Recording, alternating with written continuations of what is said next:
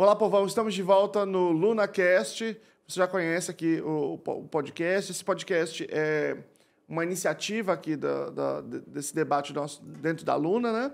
E ele é um podcast que tem a função de trazer debates mais avançados. Né? Ele não é para a pessoa que está descobrindo o que é o autismo agora. Não, ele é um debate mais avançado, um debate para quem já está na luta há muito tempo e quer aprofundar a discussão.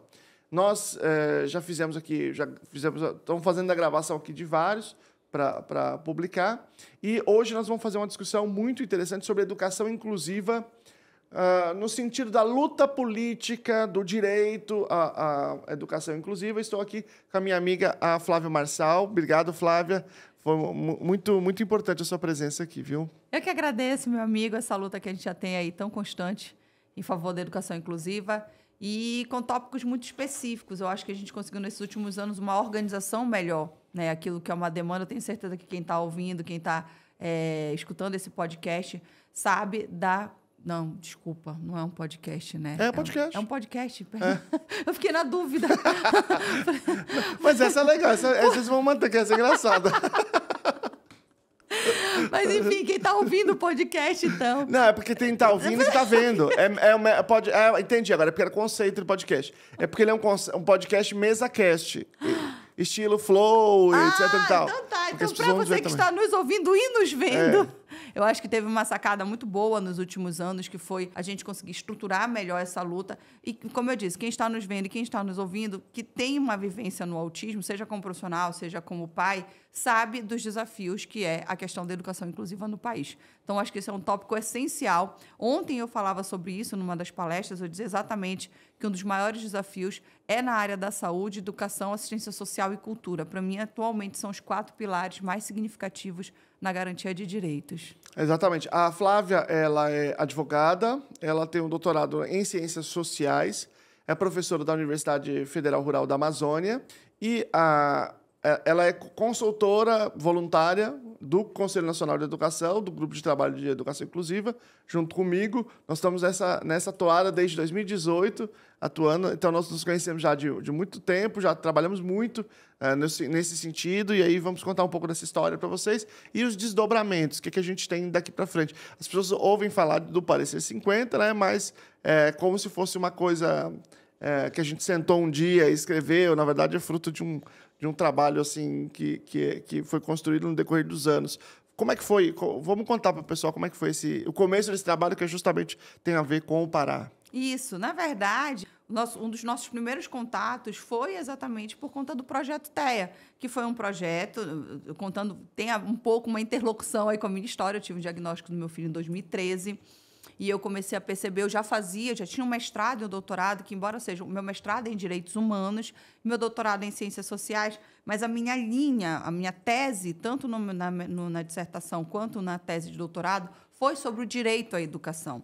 Né? No mestrado, eu falei sobre uma tríade, né? A questão do financiamento, a gestão democrática e a gestão escolar como mecanismos de efetividade desse direito. E, quando foi no doutorado, eu defendi a necessidade de um custo-aluno-qualidade diferenciado para a Amazônia, porque a Amazônia sofria severos processos de exclusão nacional. Então, sempre trabalhei com o tema da inclusão na educação, mas eu não tinha exatamente esse recorte da pessoa com deficiência, do público-alvo da educação especial. Esse recorte ele veio para mim muito mais significativo a partir de 2013, com a questão do diagnóstico do meu filho. E aí, em 2018, eu comecei a perceber isso, né, na universidade, sobre a questão da dificuldade no campo da formação de professores. Né? Sempre nessa motivação de pensar as políticas públicas a partir de uma gestão dessa política, não só aquele caso concreto, aquele caso individual, mas numa visão mais ampla. E o papel da universidade nesse sentido. E aí nós fizemos uma proposta do Projeto TEA, você lembra, né, de formação de professores, junto à Rede Nacional de Formação de Professores do Ministério da Educação. Então, esse projeto ele foi aprovado pelo governo federal, através do MEC, para formar professores. Mas aí a gente tinha um problema, né, na hora da elaboração do projeto, que era o que um professor deve saber para incluir um estudante com autismo na sala de aula. Como ele faz isso?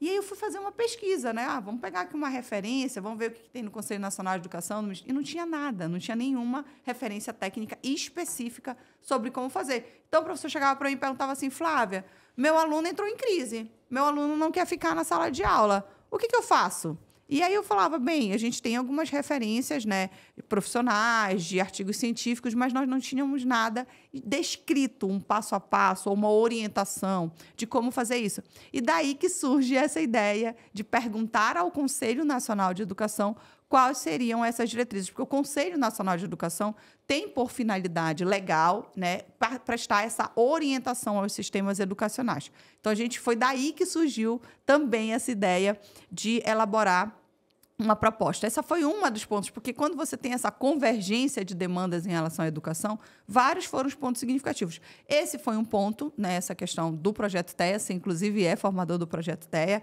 né, e tinha esse peso de ter sido aprovado pelo Ministério da Educação na formação de professores, e tinha também outras demandas, né? Eu lembro que na época teve uma discussão sobre a revisão, né, ou sobre o melhoramento em relação às políticas inclusivas. Havia uma proposta disso em âmbito governamental, né, de iniciar esse processo de revisão da política de 2008, que até neste momento é a política vigente, e, ao mesmo tempo, o Conselho Nacional, quando o MEC lança as diretrizes, né, o Conselho Nacional ele deve estabelecer orientações sobre essas diretrizes.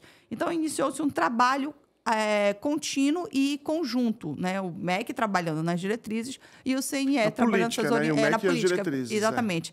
E o CNE nessas orientações, né? Nessas diretrizes. E aí, o que aconteceu?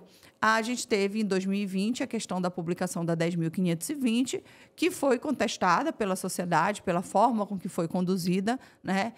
Ela foi revogada em 2024, e aí aquele trabalho que inicialmente tinha se pensado em fazer para todas as deficiências, ele ficou suspenso até que haja, né, uma nova perspectiva por parte do Ministério da Educação.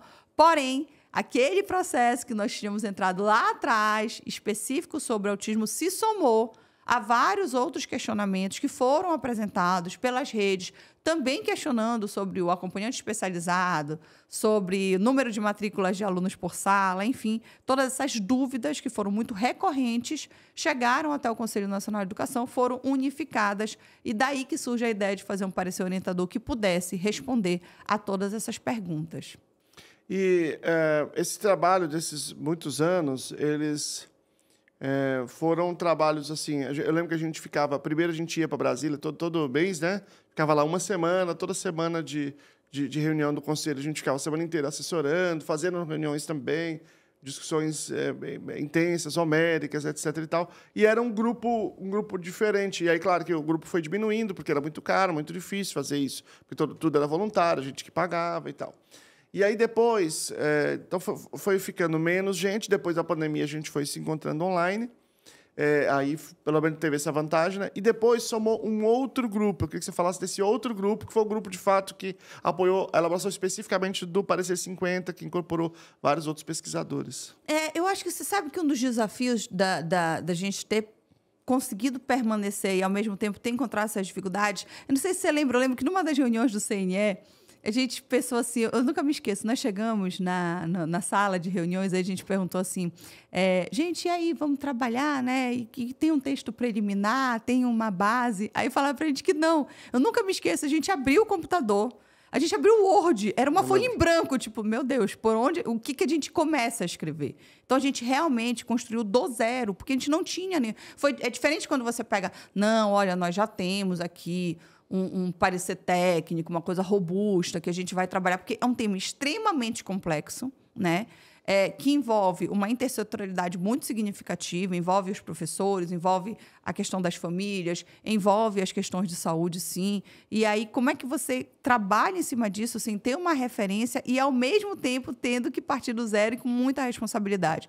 Então, eu acho que foi um dos trabalhos mais desafiadores que eu já tive na vida, assim, por todo esse contexto, mas, ao mesmo tempo, foi muito positivo poder fazer isso. Então, a primeira coisa que eu quero dizer é isso, eu nunca me esqueço de quando a gente abriu hoje aquela tela em branco, aquela folha em branco, e aí hoje a gente tem aí o Parecer 50 com toda essa reverberação. E uma coisa que eu acho que sempre foi muito intuitiva nossa, né? Isso que é legal. Eu tenho tenho essa percepção hoje. Eu sei que quando a gente fala, principalmente para as famílias que estão nos ouvindo, eu sei que esse podcast já é voltado para pessoas que já têm talvez uma vivência maior no autismo, mas muitas vezes a gente acha que essa inclusão ela não vai acontecer, né? Não, olha, isso é utópico, é uma luta muito desgastante.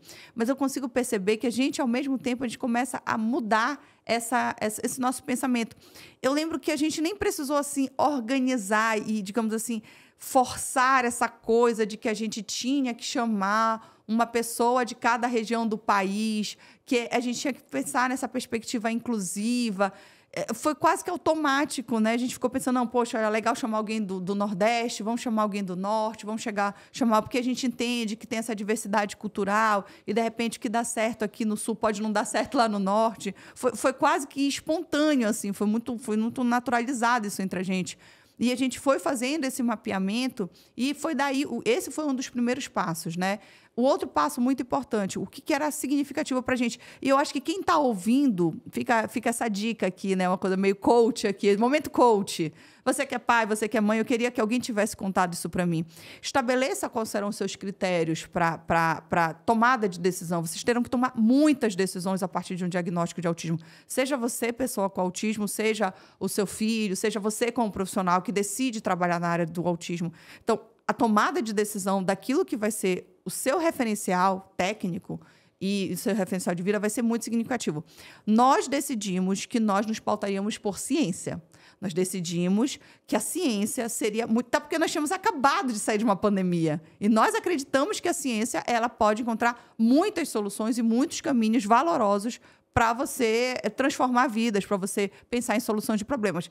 Então, a partir do momento que a gente escolheu pautar o nosso trabalho no CNE por 2 pontos, legislação e ciência, aí a gente conseguiu pensar em quem seriam as pessoas que poderiam contribuir, né?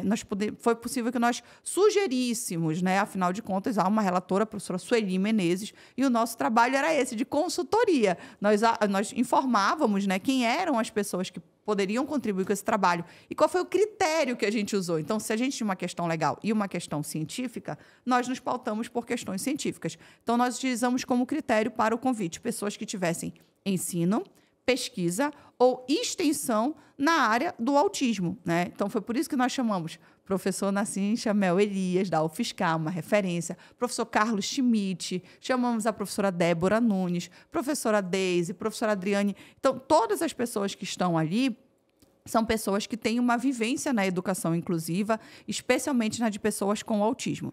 O outro critério também, que fossem pessoas que pudessem representar as diversidades do país. Inclusive, por exemplo, a professora Adriane Menezes é de Roraima. Então, você fica imaginando, putz, como é que você faz a inclusão do pessoal com autismo em Roraima, aí no Pará, aí você vai para o Rio Grande do Norte, aí você chega em São Paulo, aí você vai para o Sul. Então, essa diversidade foi uma coisa que permeou muito. E eu lembro que várias vezes a gente falava isso na reunião, né? Aliás, eu ficava com esse papel de chata, né? Às vezes o pessoal fazia uma proposta muito boa, mas às vezes eu ficava pensando, tá, gente, mas se a gente levar isso para Pacajá, na Transamazônica, vai dar certo? E a gente tinha sempre essa questão de fazer essa avaliação. Lógico que nós precisamos tomar decisões, e nessas decisões, muitas vezes, a gente teve que decidir em colocar um nível acima, no seguinte sentido, não, mas a gente também tem um condão de ser um caminho, e aí esse caminho precisa ser trilhado, talvez nem todo mundo esteja na mesma ponta do caminho, né? No mesmo lugar do caminho. Algumas pessoas podem estar mais à frente, alguns sistemas educacionais podem estar à frente, outros não, mas a gente vai apontar aqui um caminho que, de repente, todo mundo trilhando, todo mundo chega lá. Eu acho que foi muito a ideia, né? Aquilo que consubstanciou o parecer. E também tivemos a participação de ex-conselheiros do Conselho Nacional de Educação. Tem muita gente que pergunta, mas por que uma pessoa que é um ex-conselheiro que não tem um trabalho específico no autismo foi chamado? Exatamente porque nós não tínhamos a expertise que professores, como o professor Amin, como o professor Cordão, têm. Então, são profissionais que trabalharam vários anos no Conselho Nacional de Educação e no auxílio a diversos sistemas de ensino. Então, eles comentavam com a gente, mas isso aqui tem uma resolução da década de 2000 do Conselho. E não sei de onde, você estado, eles conhecem muito. essa questão normativa. Eles têm essa vivência. E é uma vivência interessante que não é só do estudo, né? É porque muitas vezes eles estavam presentes quando essas normas foram aprovadas. Sim. Então, foi muito importante. Foi um trabalho que teve a consultoria da consultoria, né?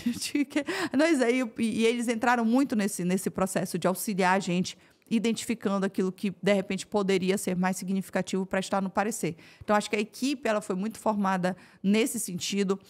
Foi um trabalho extremamente valoroso. Eu fico muito feliz de como a gente conseguiu sentar e buscar um consenso. Eu acho que também foi esse compromisso que nós tivemos. Então, a gente, né, revisando, tivemos uma escolha de que nós nos basearíamos naquilo que está na legislação e naquilo que fosse baseado em ciência. A partir disso, nós fizemos um encaminhamento de possíveis nomes, né? E o Conselho também incluiu outras pessoas para que pudéssemos formar esse grupo de trabalho, né, com essa diversidade. E depois o grupo de trabalho formado, quais eram os nossos parâmetros de trabalho, né? Então, nós tínhamos as nossas reuniões. Eu lembro que teve uma época, inclusive, na reta final, que a gente se reunia semanalmente. E eram reuniões, assim, de 5, 6 horas, né? A gente ficava horas discutindo. Uma mesma temática que a gente... Você que é autista, eu fico imaginando, né? Tinha hora... Pelo amor de Deus. Pelo amor de Deus. Ó. E você sabe que... Mas tem uma coisa importante nisso. Num certo momento, se eu tivesse de apostar, eu apostaria que não saía. Porque eu tinha certeza que não ia sair. Porque foi tão difícil. Uhum. E tantas oposições, e tanto... eu já falei isso já no evento. Falei, se não fosse a Flávia, não tinha a menor chance, porque, cara, eu não consigo responder uma mensagem de WhatsApp. Flávia, eu saio para a palestra, quem tem que pagar as coisas é quem está contratando. Eu nunca peço, porque eu não tenho organização para tirar uma foto na nota e guardar. Eu sou muito desorganizado. Imagina ficar, nossa, aquelas reuniões todo o tempo e fazer aquele documento com milhões de pessoas falando. Eu simplesmente, eu realmente achava que não ia sair. Falei, a gente está há tantos anos nisso aqui, mas isso aqui não vai sair. E para mim foi uma surpresa enorme quando saiu, e quando saiu um documento tão completo, e quando saiu um documento, e como foi aprovado por unanimidade. E aí eu tenho essa pergunta, como que você vê essa construção dessa unanimidade dentro do Conselho? Porque o Conselho é uma coisa que é representativo do país. Uhum. Cada pessoa ali é representado, é indicado por entidades que representam toda a miríade de visões, de interesses, de posições da educação brasileira. Como que é esse processo de construção de uma unanimidade dentro do Conselho Nacional? E aí entra exatamente o que eu tenho falado, né? Sobre a importância da construção de consensos. E volto a dizer, a gente, às vezes, ouve um podcast, um videocast como esse, e a gente fica pensando, cara, mas o que eu levo para a minha vida disso, né? Então, eu sei que, de repente, você está ouvindo isso e está muito atento a essas questões do que está no parecer, mas queria te convidar a pensar também como a gente conseguiu construir isso, porque foi muito difícil, eu concordo com você. E não foi difícil porque as pessoas eram difíceis, foi difícil porque é um tema extremamente complexo, né? Então, a gente tinha esses parâmetros. Muitas vezes, eu lembro que, inclusive, as pessoas dizem assim, mas teve coisa que ficou fora do parecer? Sim, teve coisa que a gente não conseguiu. E foi uma parceria muito grande. A gente decidiu da seguinte maneira, gente... Quais são os pontos que são mais difíceis? O que mais chega para vocês como professores, como pesquisadores, como formadores, em relação às demandas? Nós também analisamos os pedidos que chegaram até o Conselho Nacional de Educação. E o que era mais judicializado que era mais judicializado também.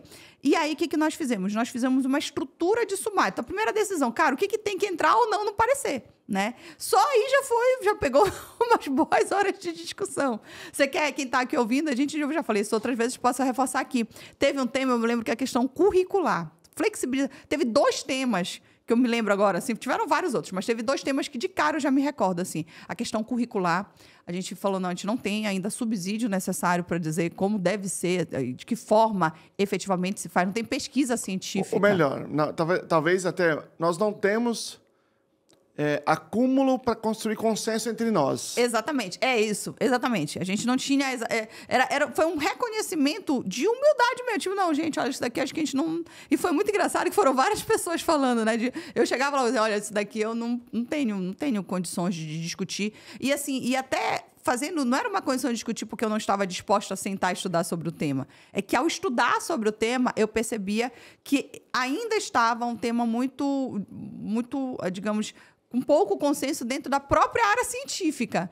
Então, a gente começou a perceber que eram temas que a gente talvez não conseguisse levar à frente. Um outro tema também, e esse a gente continua estudando, é a questão da terminalidade específica. Foi um outro tema também. Eu me lembro que você chegou até a auxiliar num parecer específico, de um caso específico. A gente chegou a pensar de trazer essa questão, porque ela está na legislação.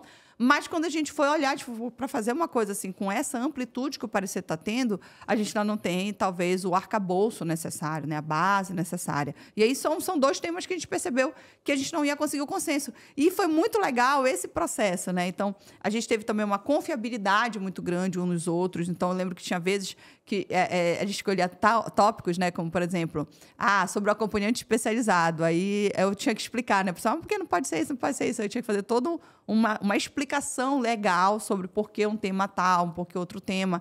E assim como os colegas, por exemplo, eu lembro que o Nassim também fez uma explicação, assim com o Carlos e com a Débora, sobre todo esse processo do PEI e da utilização das práticas baseadas em evidência.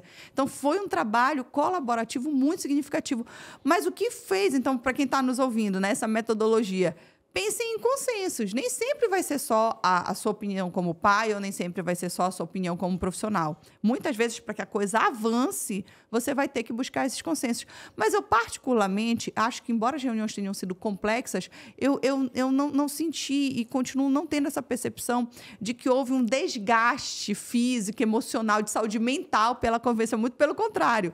Eram reuniões longas, mas eram reuniões de muito aprendizado. O difícil, claro, era ter essa tarefa, e tinha que ter uma pessoa que tivesse, né, alguma disponibilidade, tempo para fazer isso, que era conseguir reunir, todo mundo... Perfil, né?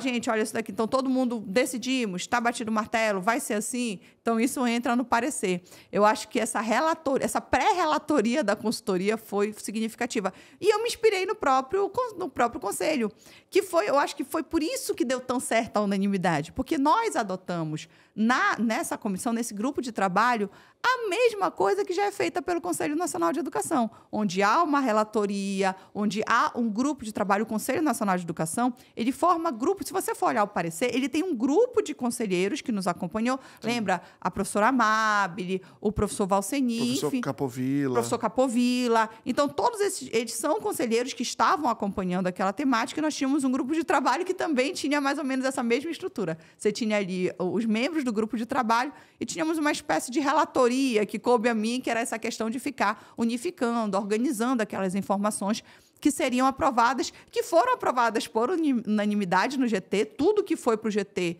para o parecer do GT, né, para o documento nortear, foi construído por unanimidade, e eu acho que isso acabou espelhando para o Conselho Nacional de Educação, porque a conselheira Sueli, a partir do que nós escrevemos, dessa parte, né, do nortear mais técnica, ela escreveu o parecer dela, né, que o parecer 50, ele é como se tivesse 2 partes. Ele tem o parecer principal, que é toda uma revisão normativa explicando por que esse parecer é importante, por que ele é necessário, e você tem o anexo, né, que é o nortear, que é um documento técnico. Esse foi escrito por nós, né, justamente com esse condão de subsidiar as orientações. Então, o parecer ele tem esses 2 momentos. Então, quando você chega na relatoria da conselheira Sueli, no parecer dela, ela foi a principal pessoa, juntamente com o presidente Cury, de fazer essa articulação. Essa já era uma temática que já estava sendo estava recebendo muita atenção dos conselheiros, mas sempre com aquela questão: sabemos que esse tema é importante, mas não sabemos exatamente como conseguir organizar isso. Eu acho que o Conselho tem sido muito feliz nesses convites. Então, quem está acompanhando, pode entrar lá no site do Conselho Nacional de Educação, que vão perceber que todas essas temáticas, por exemplo, diretrizes para a questão do projeto político-pedagógico do curso de medicina, né, das diretrizes curriculares do curso de medicina.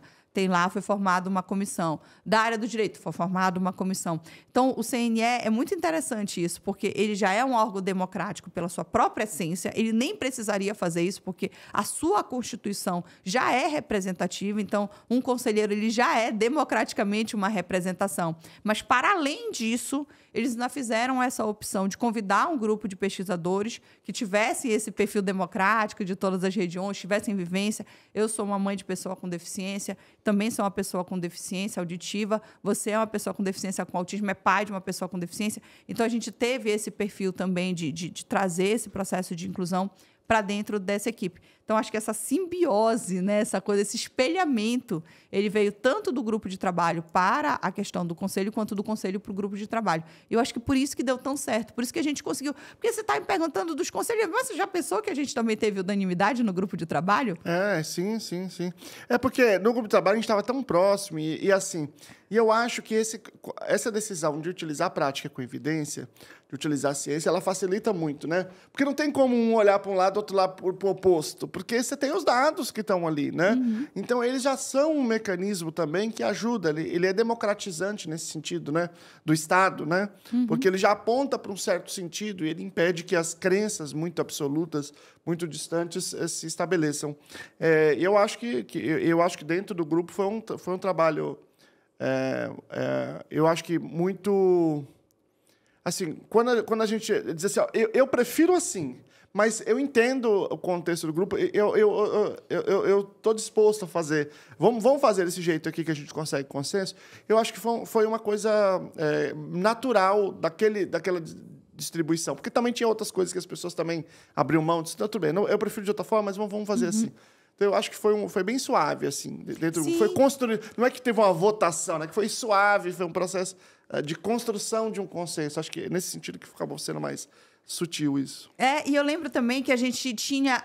Era quase que automático essa perspectiva, né? Você tinha ali as pesquisas, aí normalmente entrava um parecer jurídico, que era falando, tipo, isso daqui tem fundamento na lei, não, isso aqui, olha, isso aqui, gente, a gente pode defender, mas como é que ficaria essa questão legal? A gente consegue ter essa retaguarda jurídica, porque o Conselho Nacional de Educação, ele, por regimento, precisa se orientar por aquilo que já existe de norma. Nós podemos, obviamente, dar orientações a partir da norma, a partir de um arcabouço legal existente, mas nós não podemos criar nada novo na legislação. Então, isso era um ponto também que a gente precisou estar muito atento, né? Porque tinha algumas questões que, por exemplo, estavam mais avançadas do ponto de vista científico, mas que ainda não estavam totalmente resguardados dentro da legislação. Então, a gente fazia essa consideração. E eu me lembro que, quando a gente fez a escolha das práticas baseadas em evidência, nós também tivemos um arcabouço jurídico, que foi uma decisão. E eu lembro que eu te mandei... Olha, gente... Gente, vocês vão ver, vocês que vão ver nesse campo do autismo, isso é um caminho sem fim, gente, tá? Vou logo avisar vocês. Eu me lembro que estávamos em plena pandemia, eu grávida, em casa, trancada, fazendo o quê? Estudando, né? E aí eu lembro que saiu uma decisão do Tribunal de Justiça do Rio de Janeiro, que suspendia uma propaganda... Da Justiça Federal, né? Da Justiça Federal do Rio de Janeiro, que suspendia a possibilidade da veiculação de uma propaganda, até então, que estava sendo pensada pelo governo federal, que era contrária às práticas, às evidências científicas em relação ao coronavírus. Então, a comunidade científica até então defendia a questão do isolamento, a questão da busca por vacinação, enfim, né? E o governo federal queria lançar uma campanha, o nome da campanha, inclusive, era O Brasil Não Pode Parar. E aí houve a suspensão a propaganda estava pronta já.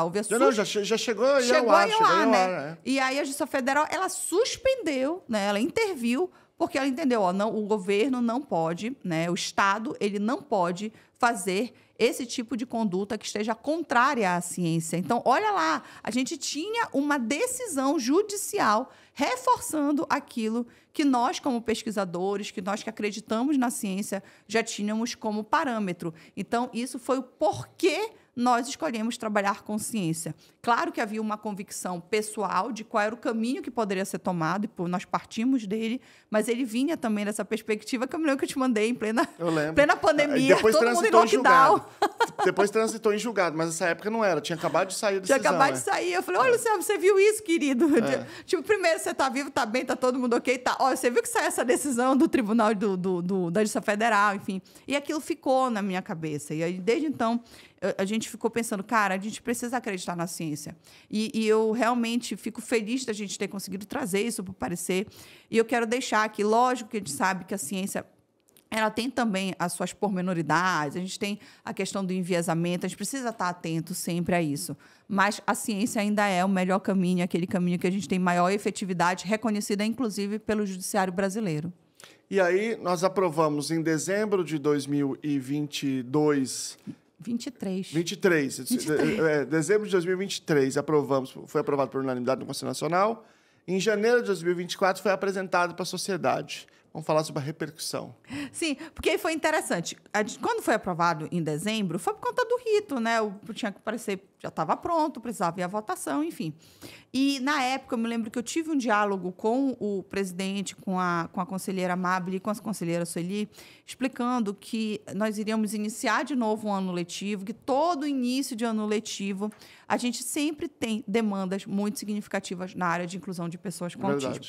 E aí, eles sugeriram, né? Então, vamos botar em votação em dezembro, porque aí vai ter o prazo de revisão, publicação, enfim. E, de repente, a gente consegue, no começo do ano, que essas orientações já estejam na rua, né? Já possam ser utilizadas. Ninguém imaginava a repercussão. Ninguém, Luciano, ninguém. Você sabe disso. Todos nós fomos pegos de surpresa com a repercussão do parecer 50. O que nós achamos é o seguinte, vou aprovar o parecer, porque durante a pandemia já tinha sido aprovado um parecer orientador, que o ministro, inclusive, ele não homologou, mas que a Undime, por exemplo, usou como referência, que era sobre o fechamento das escolas da pandemia. Então, o orientador é diferente do normativo, que, de fato, tem um rito que só entra em vigor depois. E aí, a gente achou assim, a gente vai aprovar, vamos botar debaixo do braço e vamos fazer divulgação no Brasil. E vamos passar de lugar em lugar dizendo, gente, olha isso aqui. E aí a gente vai cada vez mais trazendo pessoas para olhar para esse parecer. É isso que a gente achava. Né? A gente achou que a gente ia fazer esse trabalho de formiguinha depois, né? Isso, a gente pensou exatamente isso. Não, olha, tem a rede Renafol de formação de professores. Então, por exemplo, a dificuldade que eu passei de conseguir montar uma dificuldade legal, tá, pessoal? No sentido de que a gente, sim, tem vários colegas que contribuem, que poderiam facilmente montar um quadro de disciplinas, mas a minha preocupação é onde está escrito isso. Mas qual é o fundamento? Por que eu uso isso e não aquilo? Então, eu sentia essa necessidade, né, de ter uma maior segurança, um melhor caminho para ser trilhado.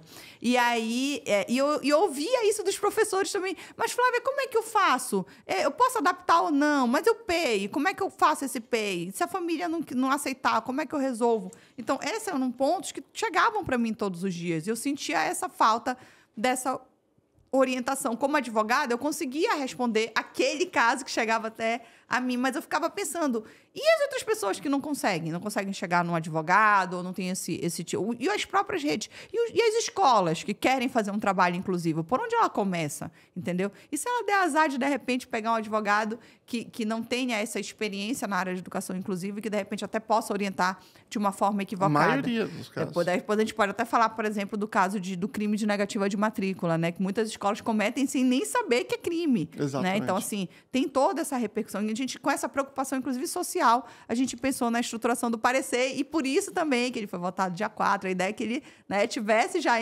no ano de 2024 já sido aprovado e a gente começar a fazer esse trabalho de formiguinha, né? De colocar embaixo do braço e levar para falar sobre ele. E aí, o que aconteceu? Então, ele foi votado dia 4. Só que em dezembro, tá todo mundo naquela vibe festa de final de ano, né? Quando foi chegando em janeiro, foi assim, olha... o pessoal pensa que a gente tem bola de cristal, mas a gente não tem. A gente só tem experiência mesmo, muito sofrimento, muita lágrima, muita dor, muito choro junto.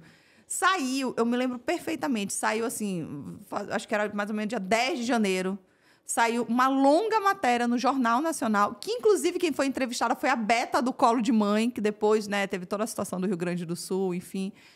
E nessa reportagem, ela falava que ela já tinha procurado 10 escolas para matricular o filho com autismo dela e ela tinha recebido uma série de negativas. E o tema do jornal era exatamente sobre a inclusão de pessoas com autismo na escola. E aí eu me lembro que eu conversei de novo com o conselho, mandei a reportagem, né, para alguns conselheiros e falei, né, do quanto parecia era importante, mas os conselheiros já estavam muito mobilizados com o tema do autismo, porque, como você falou, eles são representativos das redes, eles sabem, são representativos de sindicatos de professores, então eles sabem o impacto que isso tem no dia a dia, quem está ali no chão da escola, quem vivencia, eles sabem o impacto que isso está tendo. E aí surgiu a ideia, então, de fazer uma apresentação pública do que era o parecer, né? E aí fizeram vários convites. O parecer, depois que ele é aprovado, ele passa por um processo de uma revisão, para ver se ainda ficou algum erro, é também feita a ata da reunião que aprovou, isso demora um tempinho. E aí, quando chegou no dia 22 de janeiro, foi publicado no Diário Oficial a ementa, ou seja, o resumo do que é o parecer. Dessa publicação, o regimento interno prevê a possibilidade de 30 dias de recurso. Então, alguém que não concorde com aquele parecer pode apresentar seus recursos. E no dia 23, aí veja bem, olha o compromisso do CNE com a transparência, né? Não, olha, a votação é sempre pública, então qualquer pessoa, você que está nos ouvindo, quer conhecer o CNE, você pode ir lá no CNE, você pode entrar no site do CNE e você acompanha todos os julgamentos, muitos deles, inclusive, podem ser transmitidos pela internet. E aí, o que acontece? Então, foi feita uma votação pública, aberta ao público, né? Depois, ainda assim, ciente da responsabilidade, do impacto que o tema do autismo tem para as redes, o Conselho Nacional de Educação fez a publicação no dia 22 e dia 23 fez um evento. Eu lembro que online tinha acho que mais de 500 pessoas. Presencialmente, acho que tinha umas 200, que aquele auditório é grande, né? Então, assim, foram umas 600 pessoas que tiveram a oportunidade de ouvir novamente a apresentação de todo o parecer. Então, no dia 23, teve essa questão dessa grande reverberação pública da apresentação do Parecer 50, onde estavam presentes representações, estavam presentes a Ordem dos Advogados do Brasil, estavam presentes os conselheiros, estava presente representações do Sindicato das Escolas Particulares, né, também na mesa. Várias entidades. E estava presente também a secretária da SECADI, né, que é a Secretaria de Alfabetização, Diversidade do Governo Federal, né, do Ministério da Educação. E aí, para nossa surpresa, houve uma manifestação da SECADI contrária ao documento, dizendo que aquele documento não atendia à política de 2008, que aquele documento era um modelo médico, que aquele documento não havia sido construído coletivamente, enfim. E chamou a atenção porque em várias reuniões que houveram, como é que funcionava para você acompanhar? Nós tínhamos o trabalho do grupo de trabalho, mas tinham também as reuniões da Câmara Básica, em que era apresentado como estava caminhando o parecer, né? Essas reuniões da Câmara Básica, o Ministério da Educação e a SECADI foram convidadas todas as vezes. E aí o próprio Conselho Nacional de Educação tem esse levantamento. Então, eu não vou me lembrar exatamente, mas vamos dizer que de 10 reuniões, em 8 reuniões estava presente uma representação da SECADI. Então, a SECADI esteve presente nas reuniões da Câmara Básica em que foram apresentados esses temas e que foi discutido esses temas. Agora, e o GT seguia no seu trabalho, né, fazendo todo esse levantamento e apresentando a Câmara Básica. Então, o trabalho era realizado da seguinte maneira. O GT reunia, tirava suas conclusões, por exemplo, o sumário, né? O sumário, quando nós fechamos o que iria no sumário, isso foi apresentado na Câmara Básica com a presença da SECADI. Então, quando a gente discutia sobre o acompanhante especializado, eu sei disso porque muitas vezes eu, inclusive, fui à Câmara Básica fazer a apresentação de como estava caminhando o trabalho, né? Como é que o GT estava compreendendo. Então, quando a gente discutiu sobre a questão do acompanhante especializado e a sua relação com o apoio escolar, nós fizemos essa apresentação na presença do diretor de Educação Especial à época. Então, isso tudo foi dialogado, foi apresentado e nos causou surpresa o posicionamento do MEC, porque, só para complementar, o Ministério da Educação, inclusive, tem assento no Conselho e foi aprovado por unanimidade. Então, as representações do Ministério da Educação, da Secretaria de Educação Básica e da Secretaria de Educação Superior, em momento nenhum discordaram do parecer que foi lido e foi apresentado e foi enviado com antecedência para todos os conselheiros. Então, assim, nos causou essa surpresa, né? E, desde então, a gente começou a enfrentar... Todo mundo atônitos. Tipo, como assim? Como agora? Não, e detalhe, tinham decorridos, olha, de 4 de dezembro para 22 de janeiro, foram o quê? Quase 45 dias que tinha sido aprovado o texto. Então, todo mundo ficou assim, sem entender o que foi que aconteceu, porque não conseguíamos entender como a secretária não tinha conhecimento desse texto, já que haviam membros da SECADI que haviam participado da reunião, houve a participação do diretor de políticas educacionais, de políticas de inclusão nas reuniões, né, em algumas das reuniões, e tinha a representação do Ministério da Educação na composição do Conselho. Então, inclusive, votaram a favor, inclusive, não foram contrários ao parecer, né? A votação foi por unanimidade. Então, assim, causou muito, né? Na verdade, uma estranheza mesmo, o que está acontecendo, enfim. E, naquela época, o posicionamento do presidente Cury foi de que haveria um diálogo, né, mas que o parecer estava aprovado e que ele seguiria a sua tramitação. E que, inclusive, a SECADI usou as redes sociais, né, para inclusive informar a sociedade, convidar a sociedade a conhecer o documento e entrar com recurso. Isso aí foi uma coisa muito marcante também para nós, né, de que as pessoas... E é interessante a gente falar Acho que nunca tinha acontecido assim do MEC atacar o CNE, alguém do MEC atacar o CNE nas redes sociais, acho que não sei, nunca tinha visto isso. Eu também não, acho que foi realmente talvez o calor do momento ou alguma coisa interna, porque está comprovado isso, né? Eu lembro que depois, inclusive, quando se formou uma coalizão a favor do parecer, isso foi requerido via live, a Lei de Acesso à Informação, e o Conselho Nacional de Educação mandou todos os e-mails que foram enviados para que a SECADI estivesse presente nas reuniões e, inclusive, quando houve a presença de representação da SECADI. E eu posso atestar isso, porque, como eu disse, eu fui uma das pessoas que esteve, e você também, nas reuniões da Câmara Básica, apresentando o que o grupo de trabalho estava sendo feito. Então, só para vocês saberem, a SECADI sempre soube quem eram os professores que estavam fazendo parte do grupo de trabalho, porque os professores, eu, por exemplo, estive em várias reuniões, então eu conhecia essas pessoas. As pessoas falavam comigo. Aliás, você vai lembrar que teve uma vez que nós fomos, eu, você e a Adriane, que éramos do grupo de trabalho, em uma reunião com a representação do Renafor, do Ministério da Educação. Então, assim, nunca houve essa coisa de foi montado um grupo escondido, foi uma coisa assim, que nos surpreendeu muito, porque não era essa a realidade, nunca foi. Nós temos, inclusive, registro, me lembrei agora, né? Nós temos, inclusive, registro da nossa estada no Ministério da Educação para essa reunião.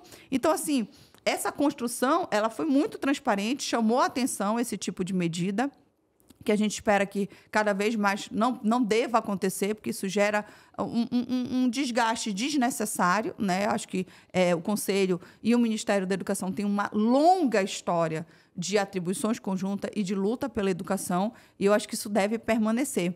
Mas aí, aquilo já tinha sido publicado, a fala da secretária já tinha sido publicada, né? Teve uma fala muito infeliz nesse dia do diretor de educação, de educação especial, que ele disse que o objetivo, né, era acabar com os acompanhantes especializados, que o ideal é que não tivesse nenhum acompanhante. Chega de adaptações. Chega de adaptações, foi. Não é para ter nenhuma adaptação. Não é para ter nenhuma adaptação. Então, assim, foi uma coisa que chocou muito, que foi muito impactante para toda a comunidade de pessoas com autismo. E, naturalmente, então, teve essa repercussão, teve esse convite à sociedade para que entrassem com recurso. E, pasme, passaram-se 30 dias e me pergunta quantos recursos foram apresentados. Nenhum. Ninguém recorreu do parecer.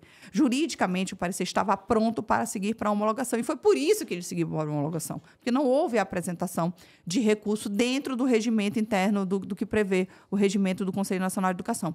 E aí ele segue o fluxo. Então, ele vai para a homologação.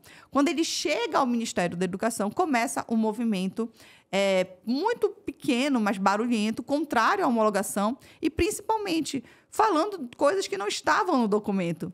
E aí foi quase que natural, né? Até por um sentimento de justiça. As pessoas que leram o parecer, que estiveram presentes, que acompanharam essa trajetória, que foram convidadas a irem até o CNE para conhecerem o documento, para saberem o que nós estávamos fazendo, que estiveram, inclusive, presentes nas reuniões itinerantes, porque o Conselho Nacional de Educação fez 2 reuniões itinerantes, uma em Belém e uma em Fortaleza, sendo que na de Belém, gente, acho que tinham mais de 200 pessoas ali que foram ouvidas, foram 6 horas de reunião técnica com oitiva das famílias sobre as principais demandas.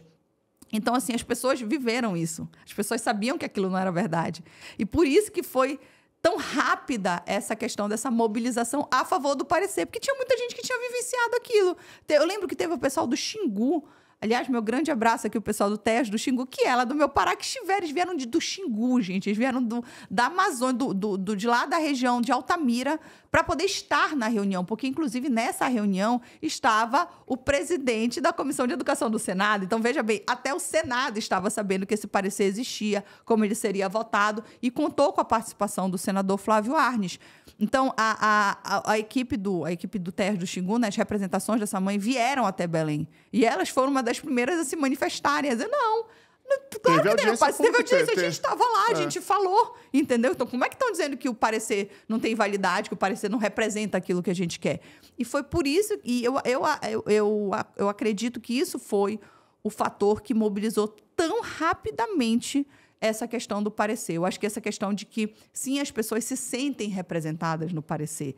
As famílias, quando leem o parecer, entendem que aquilo é importante. Os professores olham o parecer e dizem, cara, era isso que a gente estava esperando, a gente queria ter essa orientação, né? Lógico que existe uma questão ideológica muito forte, eu acho que a gente pode até aprofundar falando mais sobre isso, mas eu acho que uma coisa que fez o parecer, ele tocar tanto as pessoas, ele chegar a tantos lugares, é exatamente porque ele toca onde dói, mas ele também toca onde a gente consegue ter esperança e possibilidade de solução. E aí a gente teve reunião com o ministro e teve a mobilização do Homologa Camilo. Eu queria que você contasse essa história. Isso aqui vai ficar para a história, né?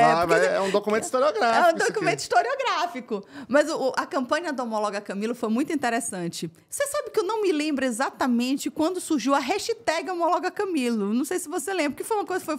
Foi uma coisa acho que foi no grupo com a Andrea. Foi no grupo eu acho que eles propuseram uma série de hashtags.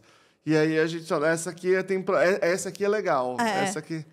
É porque aí, o que aconteceu, gente? Foi assim, depois que saiu esse vídeo, tinha muita gente ouvindo. Então, a campanha Homologa Camilo, ela foi uma coisa também extremamente orgânica. E eu tô tentando lembrar, porque foi tanta coisa que aconteceu junto, mas eu me lembro que teve um dia que nós fomos até a Câmara dos Deputados, né, para fazer algumas reuniões, para poder fazer essa mobilização. Fomos até o senador Flávio Arnes para mostrar para eles, o senador pedir ajuda dele, que tipo, o senhor estava lá, o senhor testemunhou. Então, está acontecendo tudo isso em relação ao parecer. E aí eu lembro que nós estávamos almoçando, um monte de mulher junto. Aliás, lembrei melhor, foi no dia, vou voltar. Esse almoço foi no dia da reunião com o Camilo. Foi no dia, vou ter que voltar. Como foi que surgiu? Eu me lembrei agora. Foi a história da Andrea ter entrado em contato comigo, porque entrou em contato com você, depois entrou em contato comigo. E aí, você não grava ainda, que eu vou só tentar recuperar aqui a memória. E aí, desse contato com a Andrea, ela começou a mobilizar para uma reunião com o ministro. Dessa reunião do ministro, nós fomos até o Congresso Nacional também pedir ajuda. A gente falou com o Cajuru, falou com vários senadores, com deputados, com o Cid Gomes. Lembra que eles foram de lá, a gente já reuniu com eles. E aí, dessa reunião, nós fomos almoçar. E na hora do almoço, começou essa história de precisamos fazer uma campanha para lutar pela homologação. E foi daí que surgiu, me lembrei agora. Vou contar essa história. Então, pessoal, como surgiu a história do Homologa Camilo? Como eu falei para vocês, no dia da audiência, nós tivemos uma grande reverberação, né, das pessoas participando. E havia uma pessoinha participando, muito querida de nós, que é hoje a deputada Andrea Werner. E a deputada Andrea Werner estava com o seu gabinete acompanhando essa audiência. E ela começou a entrar em contato conosco, né, e falando, olha, que eu posso ajudar, essa luta ela é muito significativa.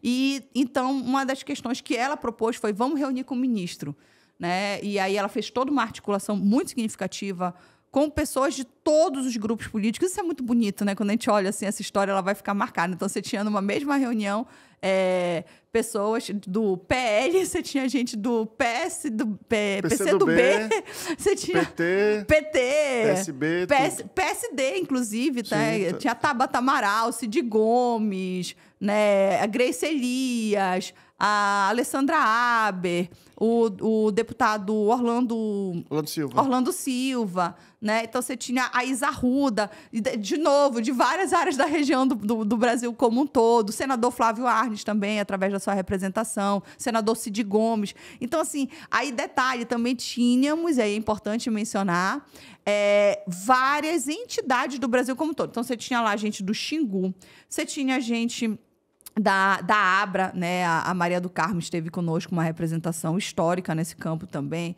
Você tinha o presidente da Federação das Pestalozes, presidente da Federação das APAs, nós tínhamos o movimento Onda Autismo também. Então, nós tínhamos ali, certamente, Moab, que foi um grande parceiro nessa luta. Nós tínhamos representação das maiores entidades de defesa dos... Abra, a Maria do Carmo. A Maria do Carmo estava lá com a gente também. Então, assim, a gente tinha representação das maiores entidades, estavam lá. E aí a gente começou essa reunião e eu nunca me esqueço. Eu queria que você reproduzisse o que você falou, né? Que teve uma hora que o Cid Gomes te perguntou isso, né? Primeira coisa, eu comecei questionado por um senador da República, né? E ele pediu que você falasse. Explica pra gente por que então que a Tabata Amaral falou muito bem sobre esse processo, a Andrea Werner. E aí ficava uma dúvida, tá, mas se o documento é tão bom, se, poxa, se ele é tão representativo, se tem gente de todo o país aqui, as maiores lideranças estão pedindo por esse documento, onde está o problema para essa homologação? Eu queria que você explicasse como você explicou para o Cid Gomes. Naquela hora, eu não estava esperando, né? E aí fiquei meio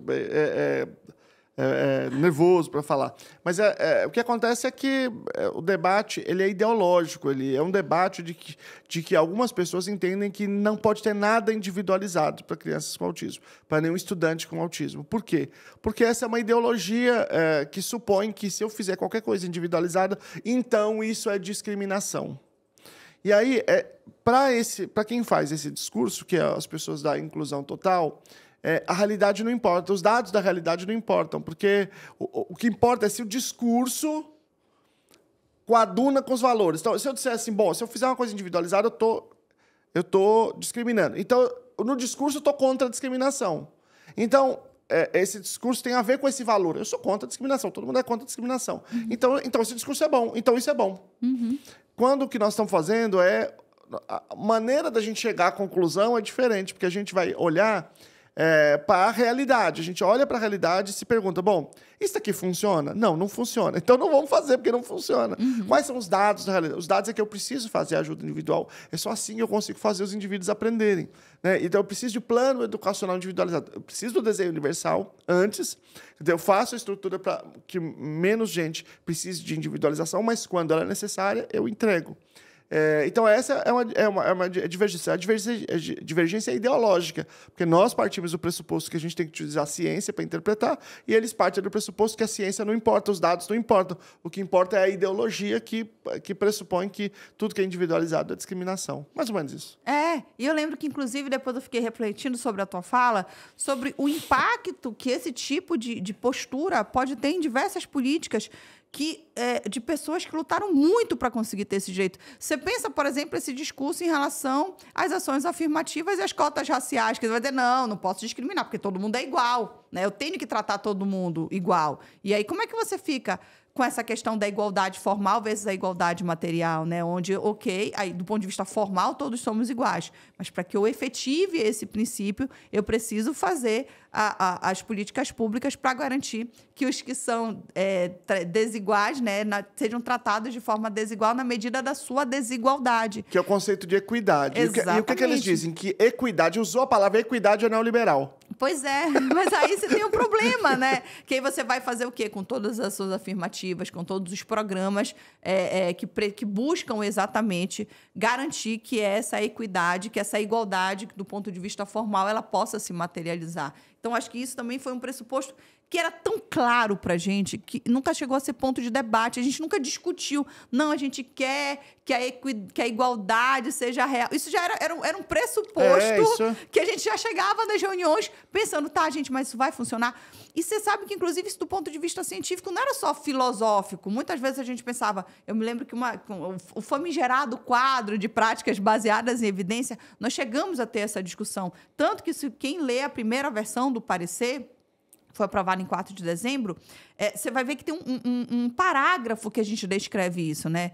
Que a gente entende que muitas dessas práticas foram realizadas, foram levantadas em um contexto diferente do contexto brasileiro, que tem as questões intercultural, e que então é importante que a gente permaneça, né, analisando e fazendo pesquisas no Brasil, né, para que esses avanços também sejam significativos aqui no solo brasileiro. Então, a gente tinha essa percepção. De que a gente precisava pensar naquilo que poderia dar certo no chão da sala de aula, né? E a gente começou a perceber que não, né? Tem pessoas que elas não estão preocupadas com isso, que elas estão muito mais preocupadas com essa questão de um alinhamento com o seu próprio discurso. É quase que uma retroalimentação, né? Não, eu não estou preocupada se isso vai dar certo ou não. Estou preocupada que eu não quero falhar naquilo que eu construí durante tantos anos. E é isso. E isso é muito complexo, porque a gente precisa entender. Isso é quase uma questão digamos, de uma retroalimentação de uma vaidade, que, tipo, eu não posso rever meu pensamento. Não, porque eu já falei isso, eu não posso, né, em nenhum momento voltar, eu não posso me compor uma nova forma. E eu acho que isso que deu tanto certo no nosso grupo. Porque muitas vezes gente, olha, eu lembro que do ponto de vista jurídico, quer ver uma? Eu me lembro que uma vez eu falei assim, gente, porque a diferença do apoio escolar para acompanhante especializado é que o apoio escolar não tem que ser pago pela escola. Porque eu estava usando uma nota técnica de antes da lei de 2015, que não deixava isso claro. E aí depois eu sentei, não, cara, mas deixa eu ver, será que é isso mesmo? E aí eu fui reler a Lei Brasileira de Inclusão, e lá no artigo 28 tem a questão que o apoio escolar é a obrigatoriedade da escola. Aí eu lembro que, tipo, umas 2 reuniões, gente, eu queria fazer uma fala, eu só queria fazer uma correção, porque o que eu falei aqui não é, mostrei a legislação. Então, assim, qual é o problema de corrigir, gente? A gente já está falando de um tema complexo, a gente está falando de um tema que precisa chegar no chão da escola, e eu acho que falta um pouco disso, falta um pouco dessa perspectiva, de dizer, ok, do ponto de vista filosófico, eu posso continuar defendendo essa ideia. Isso, inclusive, deve ser algo que eu deva perseguir, né? Quem sabe a gente consiga, em alguma medida... Nós fizemos isso. Você lembra da nossa discussão sobre o desenho universal? O desenho que está feito no parecer, de que o desenho universal deve ser sempre a regra, e não sendo possível, a gente faz as adaptações razoáveis. Eu me lembro que foi um ponto de discussão. E aí eu trouxe, inclusive, a legislação. Eu falei, gente, mas a Lei Brasileira de Inclusão recomenda que se inicie pelo desenho universal. É claro que a gente sabe que para os autistas de nível de suporte 3, por exemplo, o desenho universal vai ser muito complexo. Então, por isso que a gente já tem essa perspectiva de que, vamos logo para as adaptações. Mas a gente tinha que ter esse compromisso dentro do parecer de explicar todo esse caminho. Porque, sim, vão ter muitos autistas que, com a perspectiva do desenho universal, vai dar certo, eles vão conseguir esse processo de inclusão. Mas, para outros, não. E aí, o que a gente faz com outro grupo que, de repente, não se beneficia da estratégia do desenho universal de aprendizagem? Eu acho que esse foi um dos grandes pontos do parecer, né? A gente não nega tudo que foi construído. A gente apenas recomenda que, além de tudo isso que foi construído, o que mais nós podemos avançar para garantir a efetividade desses estudantes na escola comum. Você sabe que uma outra coisa também que eu tenho ficado muito feliz, que foi uma coisa que pegou bem, né, que veio muito forte no parecer, a questão de como saber se a escola do meu filho é inclusiva. É verdade, isso tem ficado muito forte. Essa coisa que extraiu da LBI, né? Acho que você podia falar um pouco. Que você sabe, quem está ouvindo a gente, se você ainda não sabe, a gente vai te contar, porque a gente fazia isso. Quando a gente montou o sumário, a gente se perguntava assim, se eu fosse um professor, né, e o que eu queria ler? Se eu fosse um pai, uma mãe... Só que a gente tinha essa vivência, porque o Luciano era professor, trabalhou muito tempo na educação básica, eu sou mãe, nós temos colegas que são formadores de professores. Então, assim, o Nassim Elias Chamel, por exemplo, que tem muita gente criticando, quem fez o parecer não sabe nada de educação básica. Eu falei, não, gente, eles sabem tanto que eles formam os professores. O MEC reconhece que a UFSCar é uma liderança na formação de professores, inclusive o professor Nassim Chamel Elias, né, na data que a gente está fazendo esse podcast, faz parte da rede Renafor e, inclusive, está ofertando cursos pela Rede Nacional de Formação de Professores. Então, não pode ser essa contradição. Não, para escrever o parecer, não, ele não entende, esses professores não sabem o que estão falando. Mas para ofertar curso, para ser da Rede Nacional de Formação de Professores, aprovadas pelo Ministério da Educação. Não, mas esses professores são excelentes. Não, a gente precisa deles para ajudar na formação dos professores. Então, essa dicotomia que chama a atenção, né? Que não é razoável que a gente tenha esse tipo de... A mesma dicotomia. Vamos usar a prática e evidência na Covid. Não, na educação não pode, porque na educação é do mal. Pois é prática e evidência. Essas questões que confesso para você que eu acho que o tempo vai trazer uma maturação para a gente tentar compreender. Hoje o que a gente consegue fundamentar é que é por uma questão ideológica, é por um apego ideológico a uma construção que foi feita. E uma questão de poder também, porque assim, quando no parecer, a gente propõe, por exemplo, um currículo de formação para os professores, para os acompanhantes, né, na primeira versão do parecer, quantos contratos as pessoas têm com as prefeituras que ficam ameaçados, né? Essas pessoas estão a vida inteira. Eu sempre brinco, né? Sempre tem essa brincadeira que, quando eu estava na prefeitura, eu me exonerei ano passado, né? Do cargo de professor. E durante 14 anos, todo fevereiro, tinha um discurso, uma palestra de autoajuda, dizendo, gente, lá na Grécia jogava as crianças da Pirambeira, crianças com deficiência, lá de Esparta. Depois veio a Idade Média, gente, que terrível, hein, gente? Tratava com caridade. Depois veio a segregação. Nossa, gente, não vamos fazer isso, hein? Que era péssimo. Depois veio Salamanca, agora, graças a Deus, tá tudo bem. São todos iguais, tem que respeitar a diferença, hein, gente? Eu sempre faço essa brincadeira. Mas eram pessoas reais que têm contratos que estão ganhando para poder falar isso. Uhum. Então, todas essas... Quando eu falo isso, tem um monte de gente dizendo, não, isso não fala mal disso não, que é isso aí que é o meu ganha-pão, esses são os meus contratos. Então, quando a gente fala lá que tem que ser prático com evidência, tem um monte de gente. Tem toda uma estrutura, uma indústria de autoajuda que está baseado nessas ideias anteriores, essas ideias antigas, e que está ameaçada. Então, o Parecer ameaçou muita gente com muitos contratos, com muita... Se você olha as pessoas que estão criticando, vai olhar todo mundo. Elas são todas... Elas vivem disso. Olha lá, elas fazendo palestrinha, cursinho, consultoria, né? E eu não tenho nenhum problema delas viverem disso, elas podem viver. Só que é o seguinte...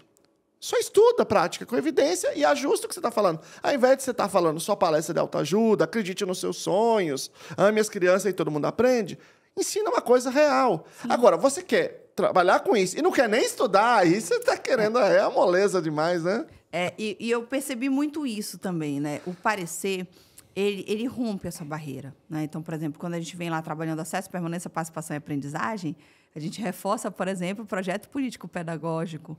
E aí a escola, o Carlos Schmitt falou uma coisa fantástica agora no evento da Federal Fluminense que nós estivemos, né? Ele diz, o chão está tremendo.